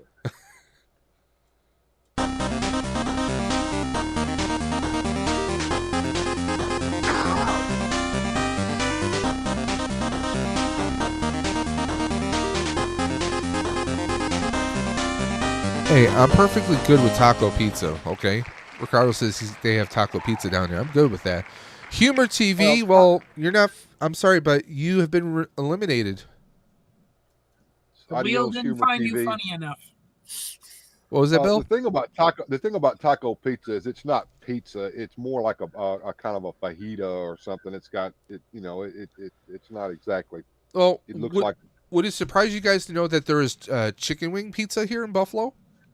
No, it wouldn't surprise me at all. We have barbecue pizza. I mean, here usually it's like either like a hot sauce or barbecue base, or sometimes they'll do like a blue cheese base. Yeah, that's right, people. Blue cheese, not ranch. We don't do ranch here.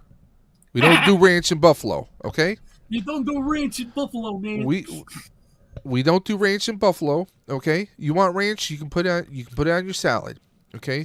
When it comes to wings, it's blue cheese all the way, or nothing at all. Come on. And what they'll even do is, some people might cringe at this. My brother will dip his pizza in blue cheese.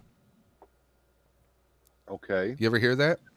No. I've done it with ranch dressing. I've done it with French dressing. So not a big deal. LeBron says the pineapple gods protect me in the wheel. Okay. You just jinxed yourself there, bud. See, Mike agrees with me because Mike's in New York State. So, come on, Mike Davis. Yeah. Who said "Grow up, Dave"? Yeah, but he also said exactly, Dave, towards the end of the chat. Because about the blue cheese thing, you guys will crack up at this. Last year, there was a little bit of controversy at the National Chicken Wing Festival here in Buffalo. It was being sponsored by Ranch. Was it was it Hidden Valley Ranch? They were trying to sponsor Hidden Valley Ranch, and like so many people were in an uproar about that because in Buffalo you don't do ranch, you don't not on wings, but I guess other parts of the country there's people who that's just what they grew up with. It's like what do you say? Do you say pop or you say soda? It depends on where you come from. Well, right? that's kind of like barbecue. There's barbecue that's more of a tomato-based barbecue, which we have here in the Memphis area, where I'm near, Memphis-based barbecue. But when you go to like South Carolina, their barbecue is mustard-based.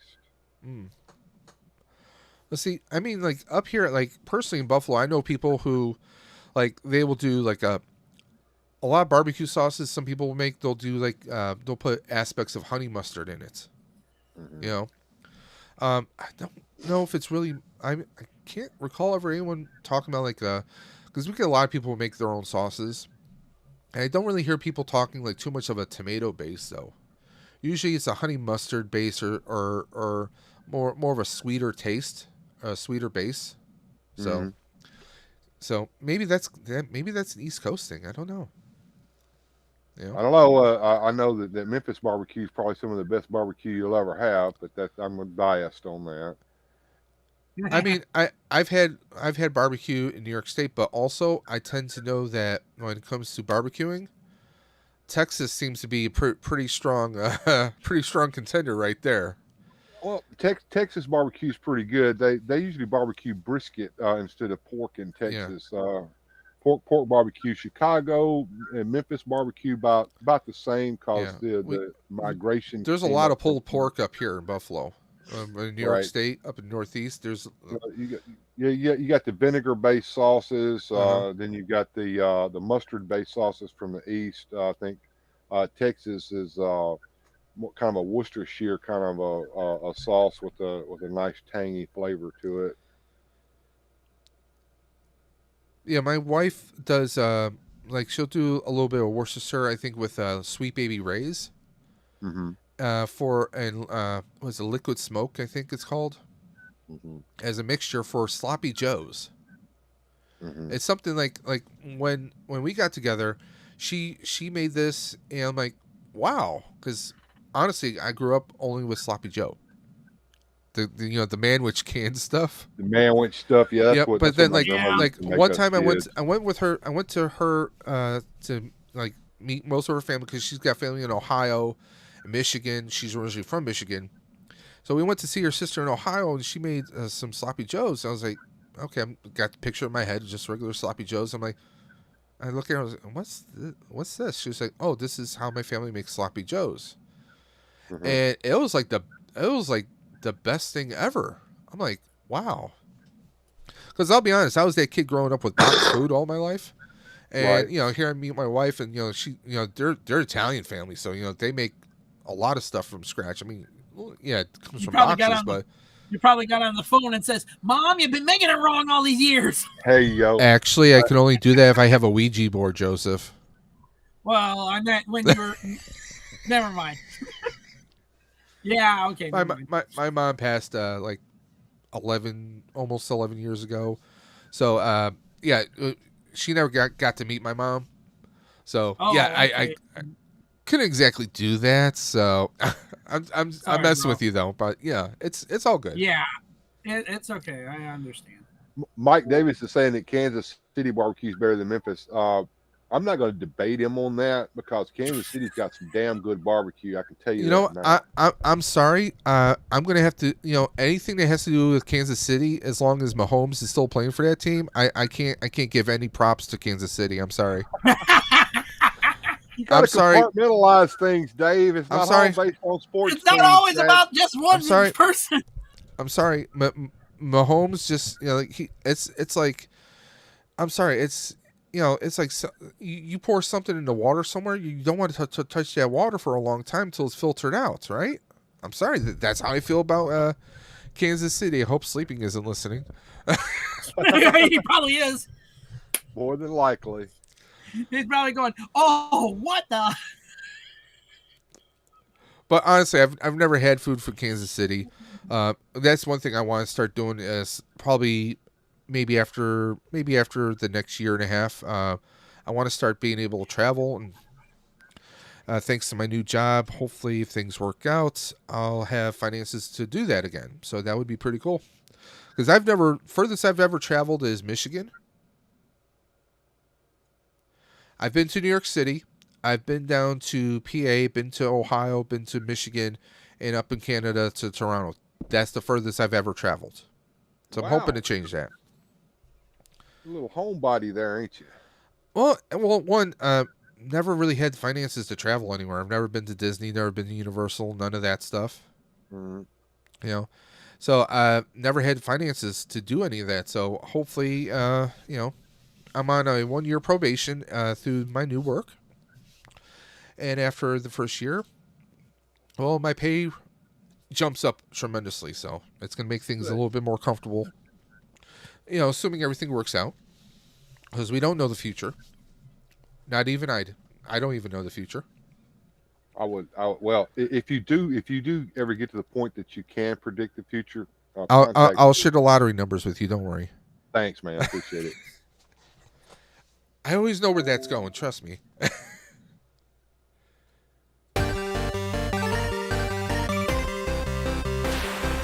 I always told my wife if we ever hit the lottery, we will travel while our dream home is being built.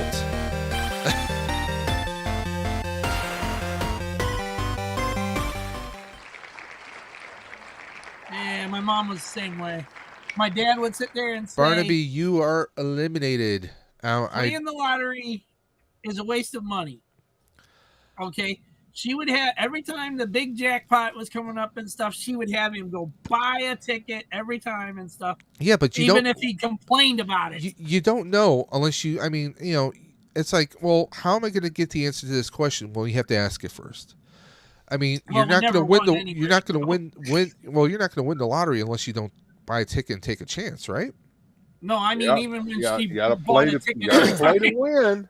Now, You'll never win if you don't play. Now, I will concede that there are some people that I worked retail. At one point, I worked for quick fill gas stations, and there were people who were dropping $80, $90, $100 on the daily numbers, which made no sense. But obviously, they obviously had the money somehow. They bring me a long list of numbers, and I have to dial them into the machine. And some people, for the most part, they wouldn't win, but some of them they'd hit like $500, $600. But you know what? If the lottery is like 200 million, worst comes to worst, if you hit that, okay, yeah, maybe they'll take half, but that's now 100 million I have in my pocket. I may not have 200 million, but I at least have 100 million. That's a lot better than nothing. And trust me, that would make me comfortable for the next 40, 50 years. It'd give you a lot of wiggle room to travel and stuff. Well, yeah, that. And could you imagine the type of setup I could have? Oh yeah, I could have several toy rooms. dedicate a room for as a YouTube studio. I could have an actual proper workshop to pursue my other hobbies. Trust me, so that would open up so much. But also it's like, well, you know what? Okay, all my cousins. Okay, you're being blocked. You're being blocked. You're being blocked. You're being blocked. You're being blocked. Because you'll get family that will hit you up like, oh, don't you remember me? Nope, don't. Sorry, bye. Yeah, you get family you never knew you had. You get family weren't that there. never actually You weren't had. there for me, so why should I really be there for Your you? cousin Vito. What was that commercial where the guy wins the lottery and then the doorbell rings? He opens the door. It's Darth Vader standing there. Dave, I am your father. Boom! Slams the door. Yeah, no, I don't think I ever saw that one. It's been a Oh while. man, I remember that one. I remember that one. There we go. We got somebody over here that's closer to my age. Remembers that commercial. Bill, how old are you? 52. I'll be 53 in September. Okay, yeah, you're 45. So There you go. I'll be 40. but I still remember that commercial. I'm going to be 45 this October. Well, I think you're dyslexic. You got your numbers transposed there, bub. I'm 45. I'll be 45 in October. Really, Okay. the really Young sad man. thing is I don't feel like that. I mean, a lot of people, like even at my job, there's a 24-year-old that's in a training class with me. There's like, even in the toy community, there's a lot of people who are younger than me. I feel like a senior statesman there. I'm like, geez. I think it also goes down to you're only as old as you feel. I'm not talking about your bones, your aches, but I mean, like, my grandfather, when he was alive, he was a jokester. He was always trying to be funny. He acted like a kid a lot of the times. I think that's where I kind of get some of it from. But like, I still feel like I should be in my 30s. Now everybody in the chat's telling how old they are. Well, Rondo's about my age. that's okay. That's okay. When my grandmother was still alive, when she started getting into the stages of Alzheimer's 55. and stuff, my uncle would come every day and question her about everything. And one day she finally just told him off. It was funny.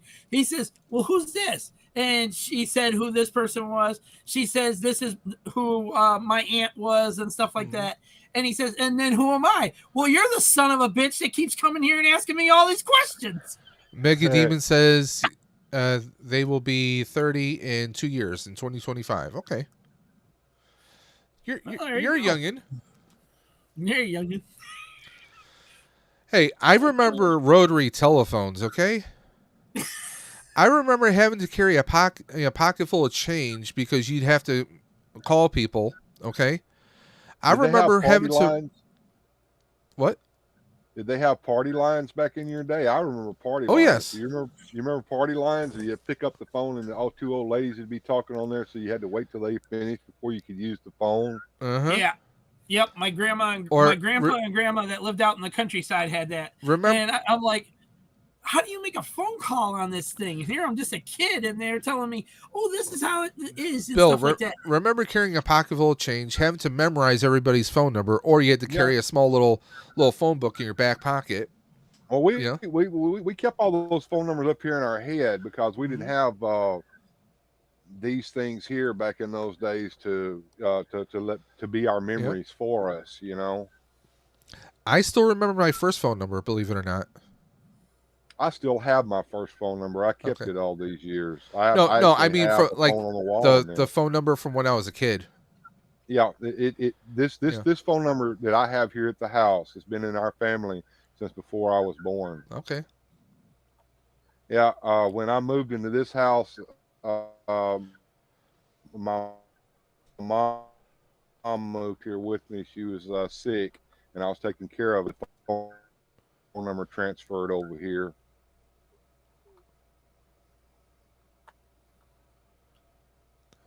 Yeah, we had the same phone number for a great many years and stuff here at my grandmother's house.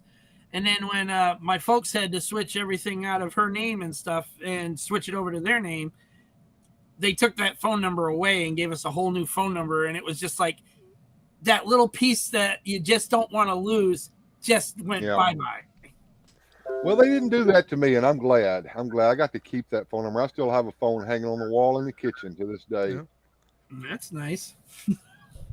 Yeah, when I worked for my former employer, which I have no problem mentioning them anymore, Spectrum. We dealt with people who moving, and they had phone numbers for multi generations. Like, no, this is my mother's phone number for past 60, 70 years. We don't want to lose this number. So there's definitely stories of that out there. Mm-hmm. But we're down to 6 people. Let's get this going. Let's get us a winner.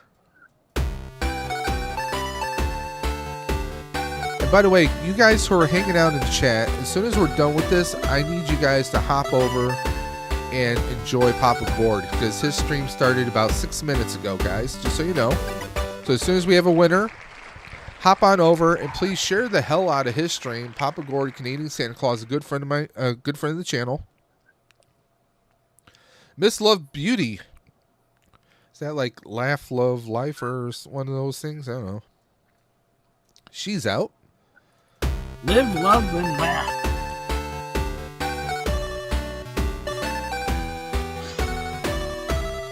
Or love, eat, pray. Soulmates Raw.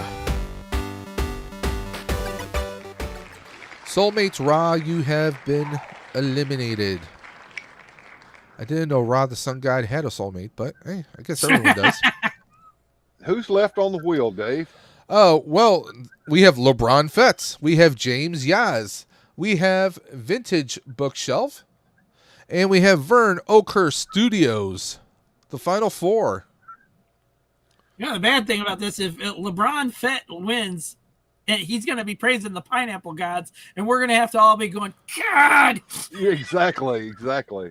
Pineapple protect me, says LeBron. Yeah, here we go. What we don't realize is he's praying before a pineapple as we speak. What are you talking about?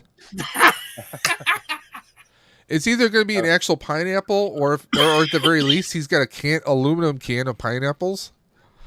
He's got a shrine. He's got a shrine set up in the living room with a can of Dole sitting there in the middle. There you of go. it. Yeah, it's going to look like a Jobu from Major League.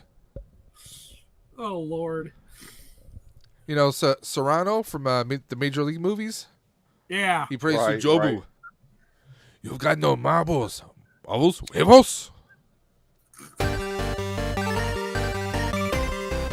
let's see what happens. LeBron says, Bill Murray, protect me with your witchcraft. Mike Davis says, by the power of pineapple, LeBron is winning this. The pineapple got you. Mike, do you see? I think it was more along the lines of him asking Bill Murray to protect him with his witchcraft. Yeah. So, LeBron, you have been eliminated. The pineapple gods have not chosen you today. You are not favored by the pineapple gods. I think LeBron said something one time too many on there. If he just kept his mouth shut, he might have still been on the wheel.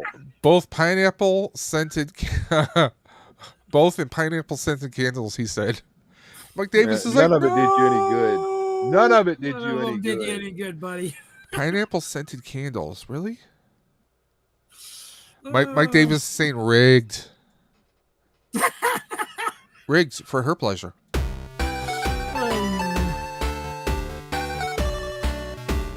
I'm going to hell for that one, I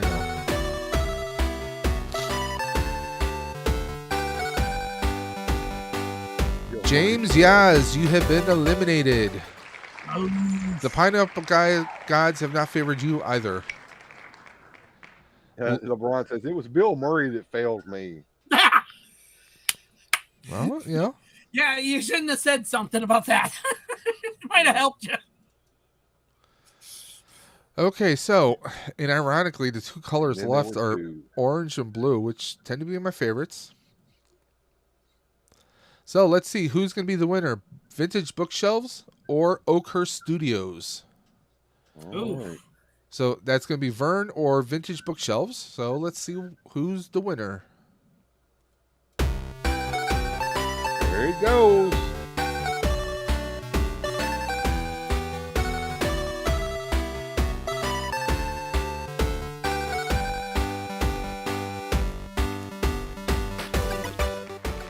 Oakhurst Studios, Oh! Vern, you have been eliminated, which means Vintage, Vintage Bookshelves. Congratulations. I'm going Congrats. to make an attempt to contact Vintage Bookshelves. Now, in the event, if Vintage does not respond within, I will give them an allotment of, let's say, 2 weeks.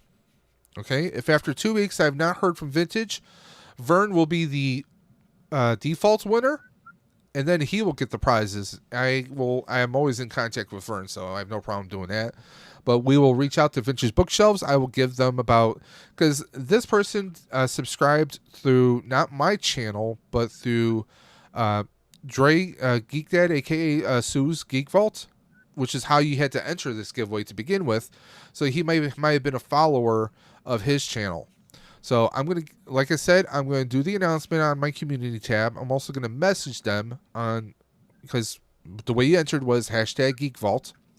So I'm going to respond to his or their. I don't know if it's he or she, could be, either, or gender neutral. We don't know. So I will message them, and they'll respond. I will tell them to go ahead and message me on my Instagram. Once I hear from them, if they say they decline or they just don't respond after 2 weeks, then we'll go to Vern as the next winner. Okay? So this has been an awesome stream. I want to thank our guests. Of course, we had the legend of the legacy of Nerd on earlier. We had, of course, Joseph Michaels, and we had Bill. So I want to thank you guys for coming on to the channel. And we are going. Congrats on hitting 1,000. Yeah, trust me. It's still hard to wrap my head around that. Well, no, because that's okay. Well, that's okay. I'm almost at 330 subscribers now. Well, and I already told people I got a huge announcement coming up about it and stuff. But you're finally going for that surgery, huh? Work and then the weekend stuff. You're finally going for that surgery, right? Funny. Hey, they can do a lot of great things with extensions nowadays. No, like I grew. No complaints if you want to know that. I grew like 500 subscribers since summer. You did. You like went I pretty don't fast. I don't exactly know where that came from. I mean, well, that's okay. You've been a lot more than I have, and you do good. You do good, Dave. As a matter of fact, I think I told you kind of inspired me to do this. Yeah, and that's still like I get messages from people who say I had someone earlier today. In fact, one person messaged me privately and says, "Hey, about what time I'm going on," and they said that it's because of me. I'm like, listen, I started this as just some goofball who was like, "Hey, because I got into ghost busting, and I was like, well, hey, I'm gonna, if I can do these mods on my gear, if I can do it, anyone can." Because maybe if I show someone how I'm doing it, maybe that will give them some information. Maybe they'll find a better way of doing it. Share information back and forth. That was the original idea of the channel. And it wasn't Dave's Dimension. It was just me. Just me, my legal name. And after that happens, it's, I started buying a few collectible things. I was like, well, one of my first videos was a computer monitor that I unboxed, and that was a very terrible video. If you guys go back and watch that compared to now, God, that was terrible. Like, you couldn't hear my voice. Sound quality was terrible. Picture quality was terrible. But I started doing like a few tech things. I was like, this should be pretty cool. And then started getting into collectibles, and then got into the collectible community via people like Holbane Games and Sleeping Collectibles, and just networked and connected with so many other people. So it's just amazing. And the funny thing is, people say shorts. I'm not a shorts person. I've done maybe a handful of shorts. My highest praise, or my highest view shorts, believe it or not, was something I recorded last summer at the firehouse. We had a replica Ecto-1 peeling out of the firehouse, just like in Ghostbusters 1, but it was daytime. They had the siren going and everything. We got permission with the police and everything to do this one little scene, and they peeled out of the firehouse at full blast, just like in the movie. Because the movie scene, they pull out very slowly. They just sped it up. And I decided, hey, I recorded it, checked with my guys. I was like, do you have any problem with me, uploading this? They're like, no, go ahead. You recorded it on your phone, so go. So I went ahead, and it's still my highest rated, my most viewed video or shorts of all time. It's only like maybe 15 or 30 seconds. Let me actually check that. I want to see what the lifetime views are on that, because it looks like we gained 2 subscribers during the course of this stream. Thank you guys very much. Well, there you go. 1121 right now. Well, I was going to ask you, Dave, while you're looking at your analytics, how far are your viewing hours away from getting 4,000? I'm still a ways off. Let me pull it up right here. Okay, so for views, okay, you have to have 4,000 watch hours. I am only at 2,854. Now, that's surprising considering the number of subscribers that you have. I'm the exact opposite. Well, see, here's the thing. Just because I have 11,021 subscribers, but that doesn't mean every single person's watching a video. Right. Okay, there's that. Someone might tune into a video for maybe a minute or 2 or 3. Okay. Also, this is 2,854 public watch hours in the last 365 days. Mm-hmm. Mm-hmm. So it keeps going. Like one week, I had I was closer to 3,000, and then it suddenly dropped 50 or 60 watch hours the next week because it does it according to the calendar. So there's that. Now shorts, you need 10 million views to be monetized. Okay. I only have 67,000 public short views. So I'm still a long way off from that. Somebody got music going on? I think my buddy next to me there is looking at something on his computer there. Oh, okay. Yeah, I was checking my game that was going on because it's playing by itself. I was doing that. I'm doing that state of survival thing. Oh, okay. And I was checking on seeing where it stands because last time I came back and I was looking at it, some jackass was attacking my colony. So I was like, you son of a bitch. Well, looking at my stats here, sometime today, someone subscribed to me to get me to 680 subscribers. Thank you, whoever subscribed to me. I appreciate that. And let me take a look at my analytics real quick. I gained 43 subscribers. I've had 11,000 views in the last 28 days. That's not too bad. Yeah, my short is called "Who You Gonna Call?" Obviously, it's the Ecto one pulling out of the firehouse. I'm going to look at that. It's only a 10-second video. It has for the lifetime 138,325 views.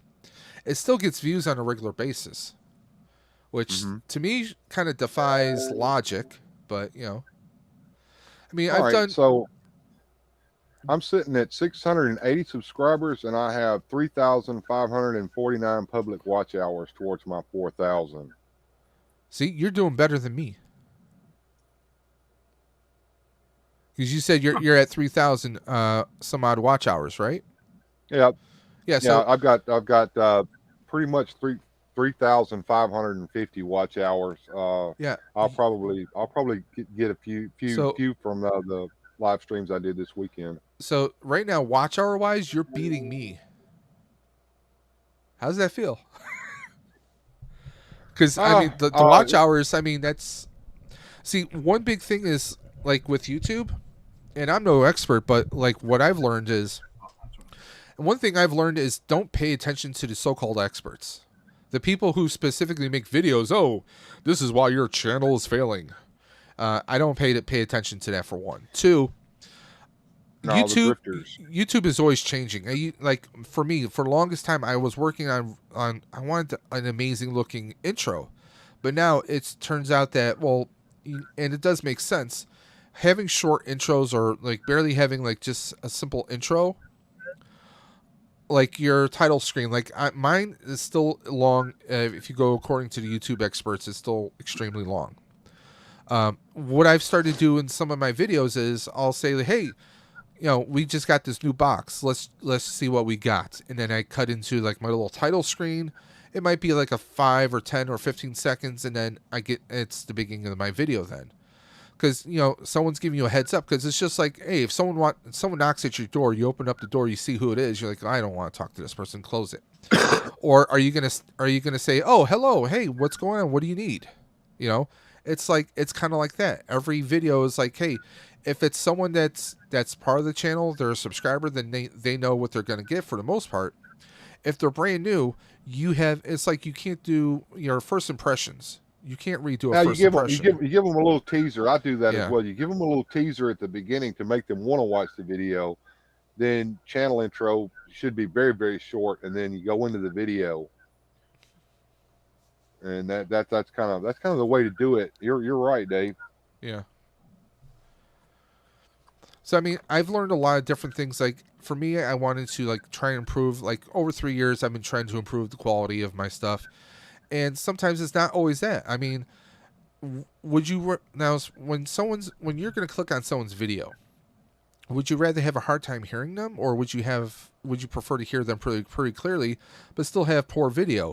I mean, there's certain things that a lot of people say your sound quality is going to be one thing, and then as far as like your video quality, I mean, a lot of people, they use their cell phones, because that's the first piece of video equipment you have. Now there might be some technical issues getting the video off your phone onto the computer. And then, of course, there's another factor is uploading your videos. If you look at some of my older videos and then you look at some of my more recent videos, you'll see some of my more recent videos have a higher video quality because I'm using a few tricks. If you try to upload, like if you're using a software program, I use Wondershare, but there's other programs you can use. If you upload your video at, let's say you're telling YouTube that your whatever program you're using, you're exporting the video, but you're telling the program, I want to export it at 4K quality, even though it's not a 4K video. Mm-hmm. Okay. Let's say it's not a 4K video, but you're telling the program it is. So it's going to export that video at the best quality possible. So when you're uploading it, YouTube sees this as potentially as a 4K video, so it does a different processing on it. Okay, because when you, like for example, if I record a video and then I try to send it through Facebook Messenger or Instagram or something like that, it gets compressed.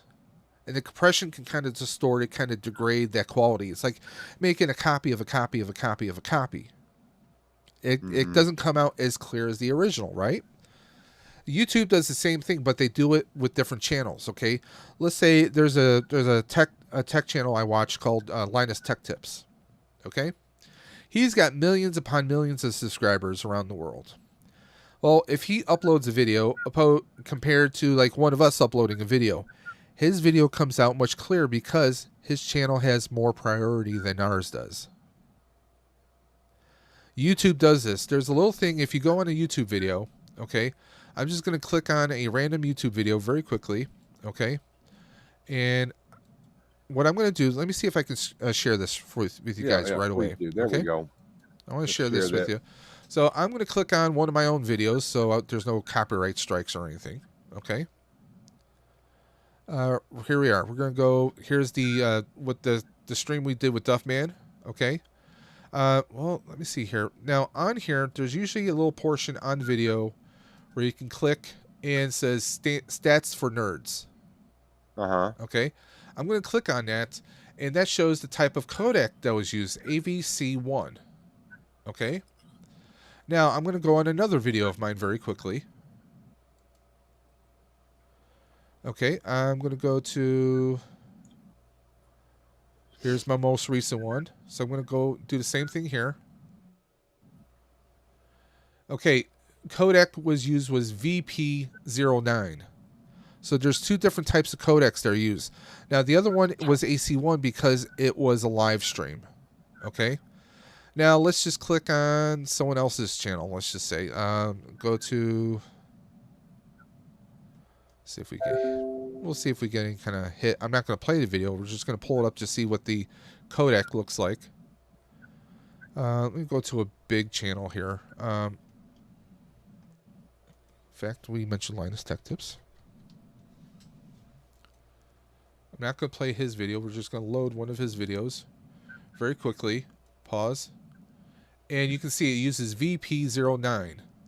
Okay?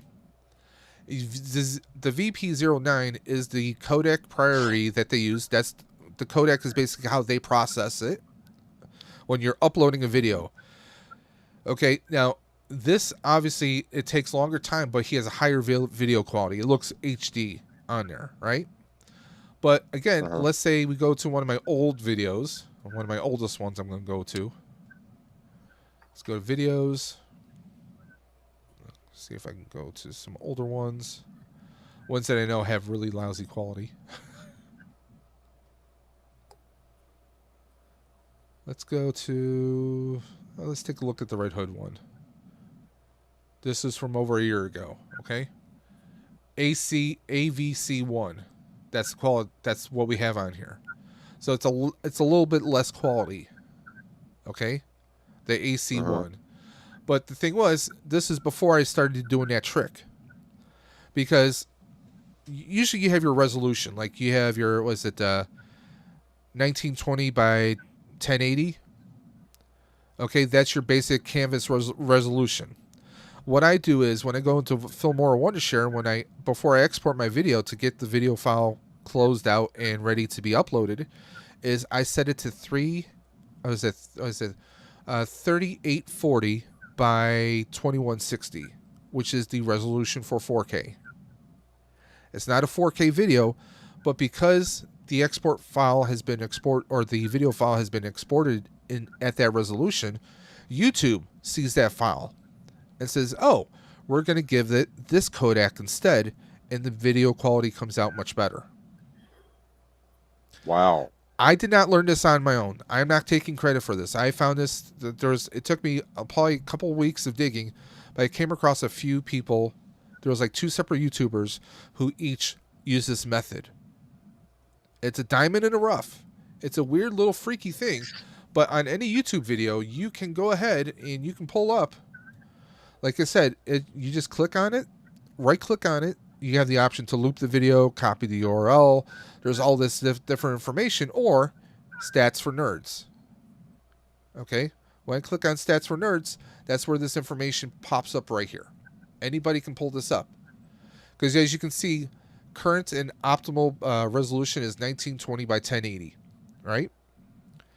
Now we'll go back to that other video I mentioned. One of my more recent ones. Okay, like the Ride for Roswell announcement one. So we'll click on that. We'll hit pause. And if you notice, current resolution, optimal resolution is 3840 by 2160, just like I said. Because it's a way of tricking YouTube into thinking, hey, this should be 4K. This is not 4K. This is on the same video camera that I'm using right now. Wow. Okay? It doesn't matter what camera you're using. I mean, obviously, if I'm using my iPhone 14 Pro Max, yeah, there's really great quality on here, but it all depends on what happens. Now, with this being a live stream, if we watch this live stream right now, after we're done, we pull this video back up, the quality is going to be like your 1920 by 1080. Okay? It's going to be a lesser quality. But that's the kick with live streams. Either you have to have a higher bandwidth or you have to have a higher graphics card, certain things that you have to have in order for the higher quality, or you have to have one of those DSLRs, which, I mean, that's one thing I like about I've done a lot of videos where maybe I'm using my cell phone partially as like an overhead camera. So I can still have, some of my videos I've done different things, like try to do different angles. But when it comes to your video quality, one thing that it always digs into us, like, hey, I really wish I had a better camera. You don't necessarily have to have a better camera. Okay, I'm still using a webcam. It is an Elgato webcam, and I got it for roughly about $140 on sale on Amazon. Like last spring, maybe early summer last year. But I got that, and that's the same thing I use for my live streams. It's the same thing I use for all my videos. But that's the difference between the two videos. I'm using a program that allows me to change the output resolution. That's the whole kick of it all. Is changing like if you use, because I know a lot of people, when I first started, I was using Windows Video Editor, which does not allow you to change the resolution, so you don't have that option. So if you're starting out doing something like that, you're not going to have those options. But then using a program like Filmora, or I don't know if Final Cut Pro has any options like that. There's different editing programs out there. Finding one is affordable or at no cost, or Filmora Wondershare, I paid for it. I paid for the license. I paid for the program outright, so that's why I'm using it. And I pay additionally for some of the editing features on there. So, sometimes it does pay to play. But if you get you buy a full license of Premiere, or there's so many different video editing programs out there. If you can get your hands on one, or looking around for sales or waiting for a sale to come on, Premiere Cut Pro is doing X amount, or Adobe Premiere is doing a sale on this. Hey, I'm going to wait for that discount, and I'm going to buy that program at that point in time. That is, if you're someone that wants to invest in having that ability. Honestly, I don't think it's fair. I think YouTube should upload all videos, no matter what channel size they are, regardless. It should be every person is created equal kind of deal. There shouldn't be a priority issue just because, hey, I have 6 million followers and this person only has 600. They should both have the same priority, the same kind of codec uploading. It shouldn't be that, oh, you're a larger one, you get priority. It shouldn't be that way. But that's one of the big things is for me, I always wanted to improve my video. Over the course of a year and a half, I probably bought 5 or 6 different webcams. Wow. Because they weren't all expensive ones, but I was trying different things because this person recommended doing this or this person recommended doing that. But guess what? These different experts that I all watched, they never mentioned about changing their upload canvas resolution. They never mentioned about changing the resolution as to how they upload their videos as. It's those little pieces of information that they probably didn't even think about leaving out, but they left it out nonetheless, and you're missing that piece of information. That was one of the big problems I had when I was doing my bike research. I didn't dig deep enough last year, but I did this year. I probably spent about 4 weeks last year looking for stuff.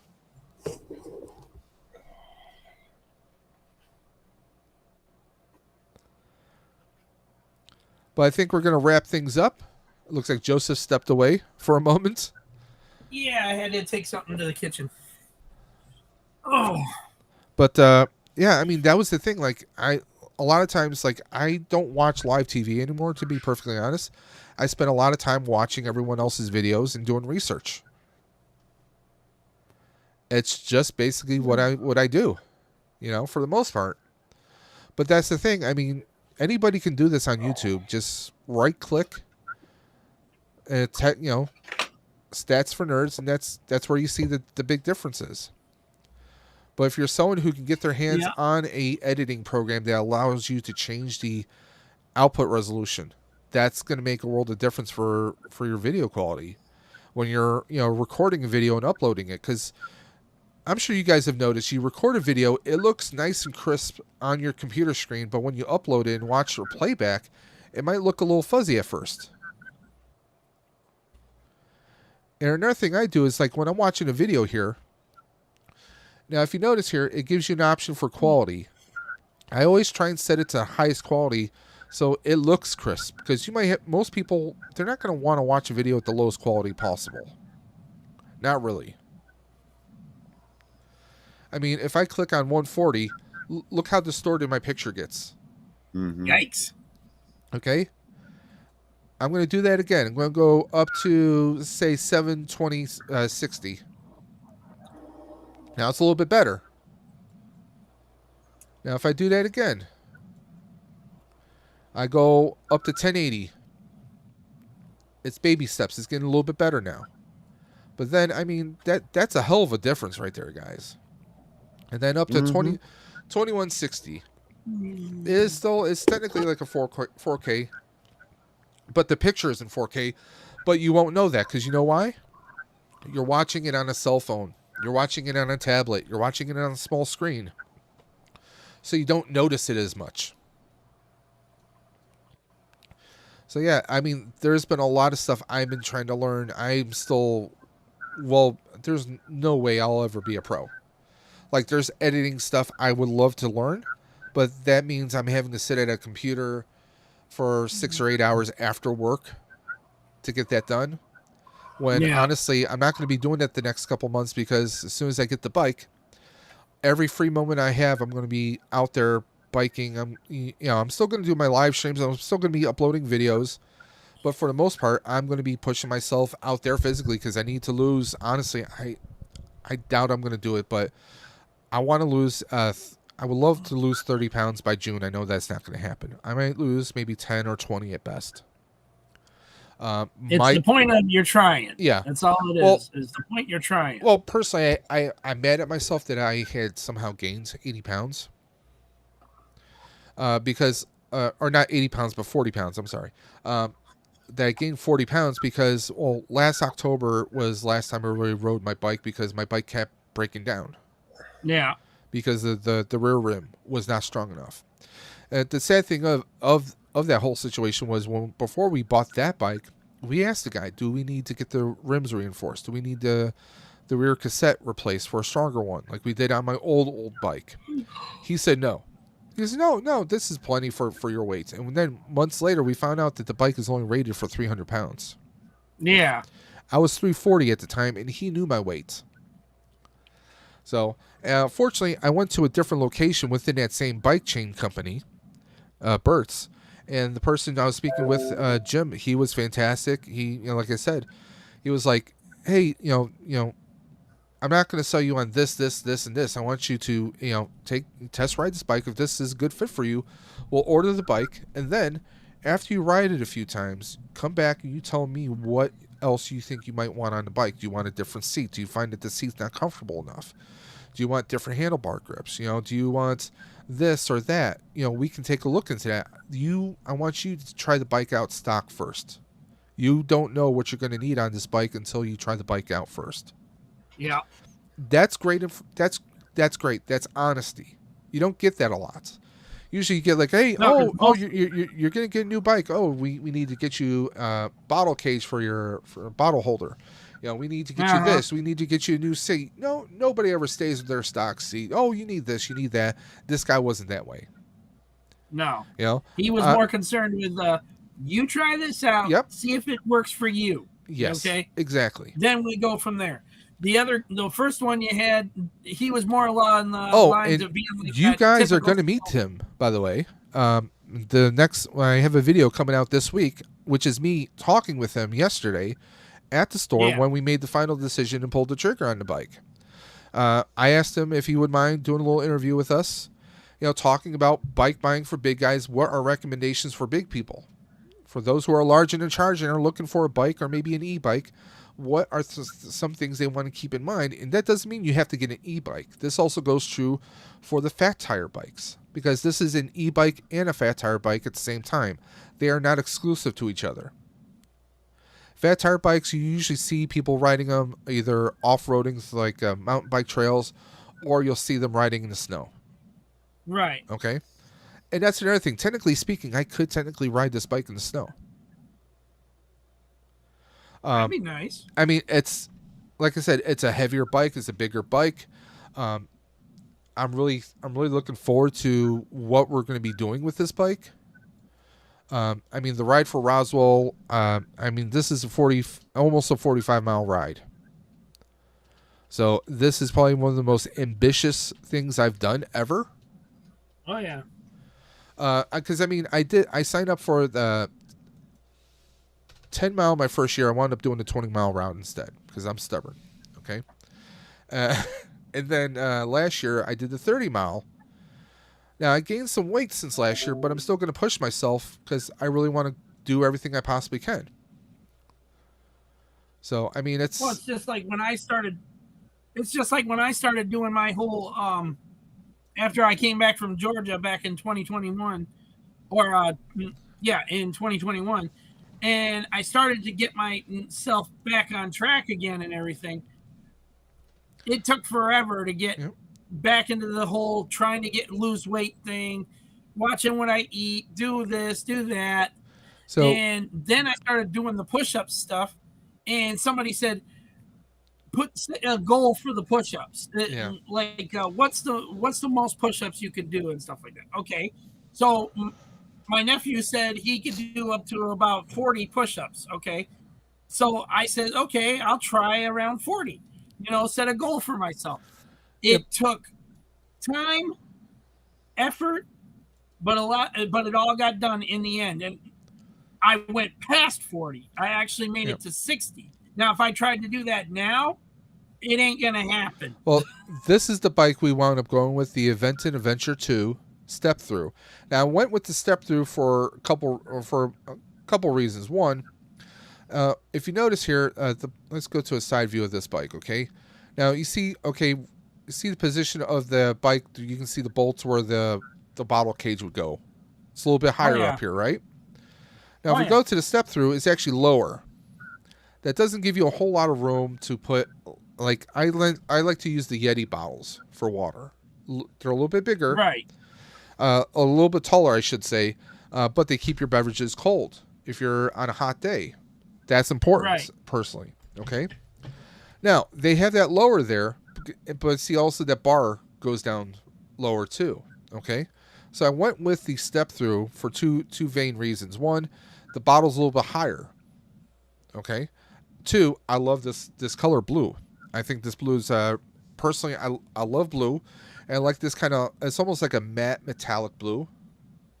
They only make that in the step through, and they don't. Now, a lot of people don't realize there's no more men's or women's bikes. You have step over or step through. Step through makes it easier for someone if they have, like, if their legs do not bend as well. It's easy to get on a step through than a step over. So these are really unisex bikes now. But you look at how much bigger the tire is. That's just a side view. Now, what I like about this is I've seen a lot of companies that will charge you, almost $2,000 for a bike, but then they charge you extra for the fenders and the rack. This is included on here. Now, I've never been a fender person, but this will protect me. Like if I'm commuting from home to work and vice versa, this will protect me from getting mud and stuff splashed up on my pant legs, things of that nature. Now, here are some of the tech specs. It has a top speed of 28 miles per hour, believe it or not. Now, that is if you unlock it. Okay, most e-bikes ship at what they call level 2. So you might top out around 18 to 20 miles per hour if you're using the throttle only. I do not plan on using the throttle. I plan on using bike assist, the pedal assist, which is, now they can also do a range of 60 miles on the throttle alone. Now, of course, a heavier person, you're not going to get the full 60. You might get maybe 50 or 52. It might be somewhere around there. The weight capacity is 400 pounds, and it does have an app, so I can sync the bike up to my phone if I want to. There you go. 650 watt power. Now, again, looking at the bike here, this is where the motor is. That's the motor right there. This is where your battery is. There's a controller here that connects into the pedal for the crank, and you have a display up here. Otherwise, it pretty much looks like a stock kind of a mountain bike for the most part. I went with this opposed to some of the other bikes because I've seen bikes where the battery is held up here, or it's between the seat and the rear wheel. I see a whole lot of things going wrong with that. I'm a big believer in Murphy's Law. And what's nice is I can actually take the battery out. There's a lock that I just twist, and I can take the battery right out, and I can charge the battery. And there's other things here. You don't want to just store this outside either. through the winter. You know, you can have warping of certain things. There's a lot of different other issues that can happen with the bike, oxidizing of the chain, things of that nature. But yeah, we went in on this. I did qualify for $1,000 credit through a company called Synchrony. So I was able to already put $1,000. Actually, I put $1,000 plus $200 of my own on, just because of personal finances. Because, you know, you move from one job to the next, and my last job did not exactly pay me everything they're supposed to. But that's neither here nor there. So it makes things a little bit snug for the next couple months. So we're gonna do everything we can to get this paid off, because I still have to buy a $540 bike rack, because your average bike rack that you have on your car can maybe handle 2 bikes that might weigh about 60 pounds each, maybe 40 pounds each. You know, Dave, so, I'm gonna have to jet, man. I'm gonna go check out Papa Gord over there. Go right ahead. I'm actually gonna be wrapping the stream up right now. So yeah, go right ahead. Go check out Papa Gord. Yeah, and I gotta get going making dinner and stuff. You All as well, good, Joseph. Good talking to you guys. Yeah. Good to meet you, Joseph, and Dave. Good to meet you, Bill. Thank you for hanging keep out. Plugging at it, man. Keep plugging at it, man. You'll get it one day. We all will. And you guys have yourselves a great evening. Thank you for hanging out with the Dimension, and we're just going to close out the stream right now. Do you guys have anything going on with your channels right now? I just finished up for my week, basically, with the show I did today. We'll be going all back over again starting next week on Saturday late night. With me and Largo are going to cover Zorro on our Spotlight. Awesome. Joseph, you have anything going on? Tons of stuff. I got I'm almost at 330 subscribers, so I got a big announcement coming about that. I've got about 6 or 7 other toy reviews getting ready to upload and stuff as soon as they're all edited down and everything. And that's about it at the moment. Okay. Well, again, but I want to other thank. than that, I'm still moving. I want to thank you guys. I want to thank everyone who's been hanging out in the chat today, and TJ Work in Progress. Thank you for popping through. Salacious Rum even came through the chat. I don't know if he's still there. Just Bill, of course. I just want to thank you guys for coming through, for supporting this crazy channel that I call Dave's Dimension. And guys, honestly, go right on over to Papa Gord right now. And tonight, 8 p.m. Eastern time on Colbane Games channel, he does his Gunpla Hanger. It's basically, if you do model kits or the Gundam model kits, it's an open stream where it's a very chill stream where everyone just comes out, hangs out, builds together, and just have a good time. So go check him out at 8 p.m. Eastern tonight on Colbane Games channel. And guys, until next time, you know what I'm going to say. I say it every single time. Keep on busting, and I'll always catch you on the flip side. Take care, guys. Yep. Take care.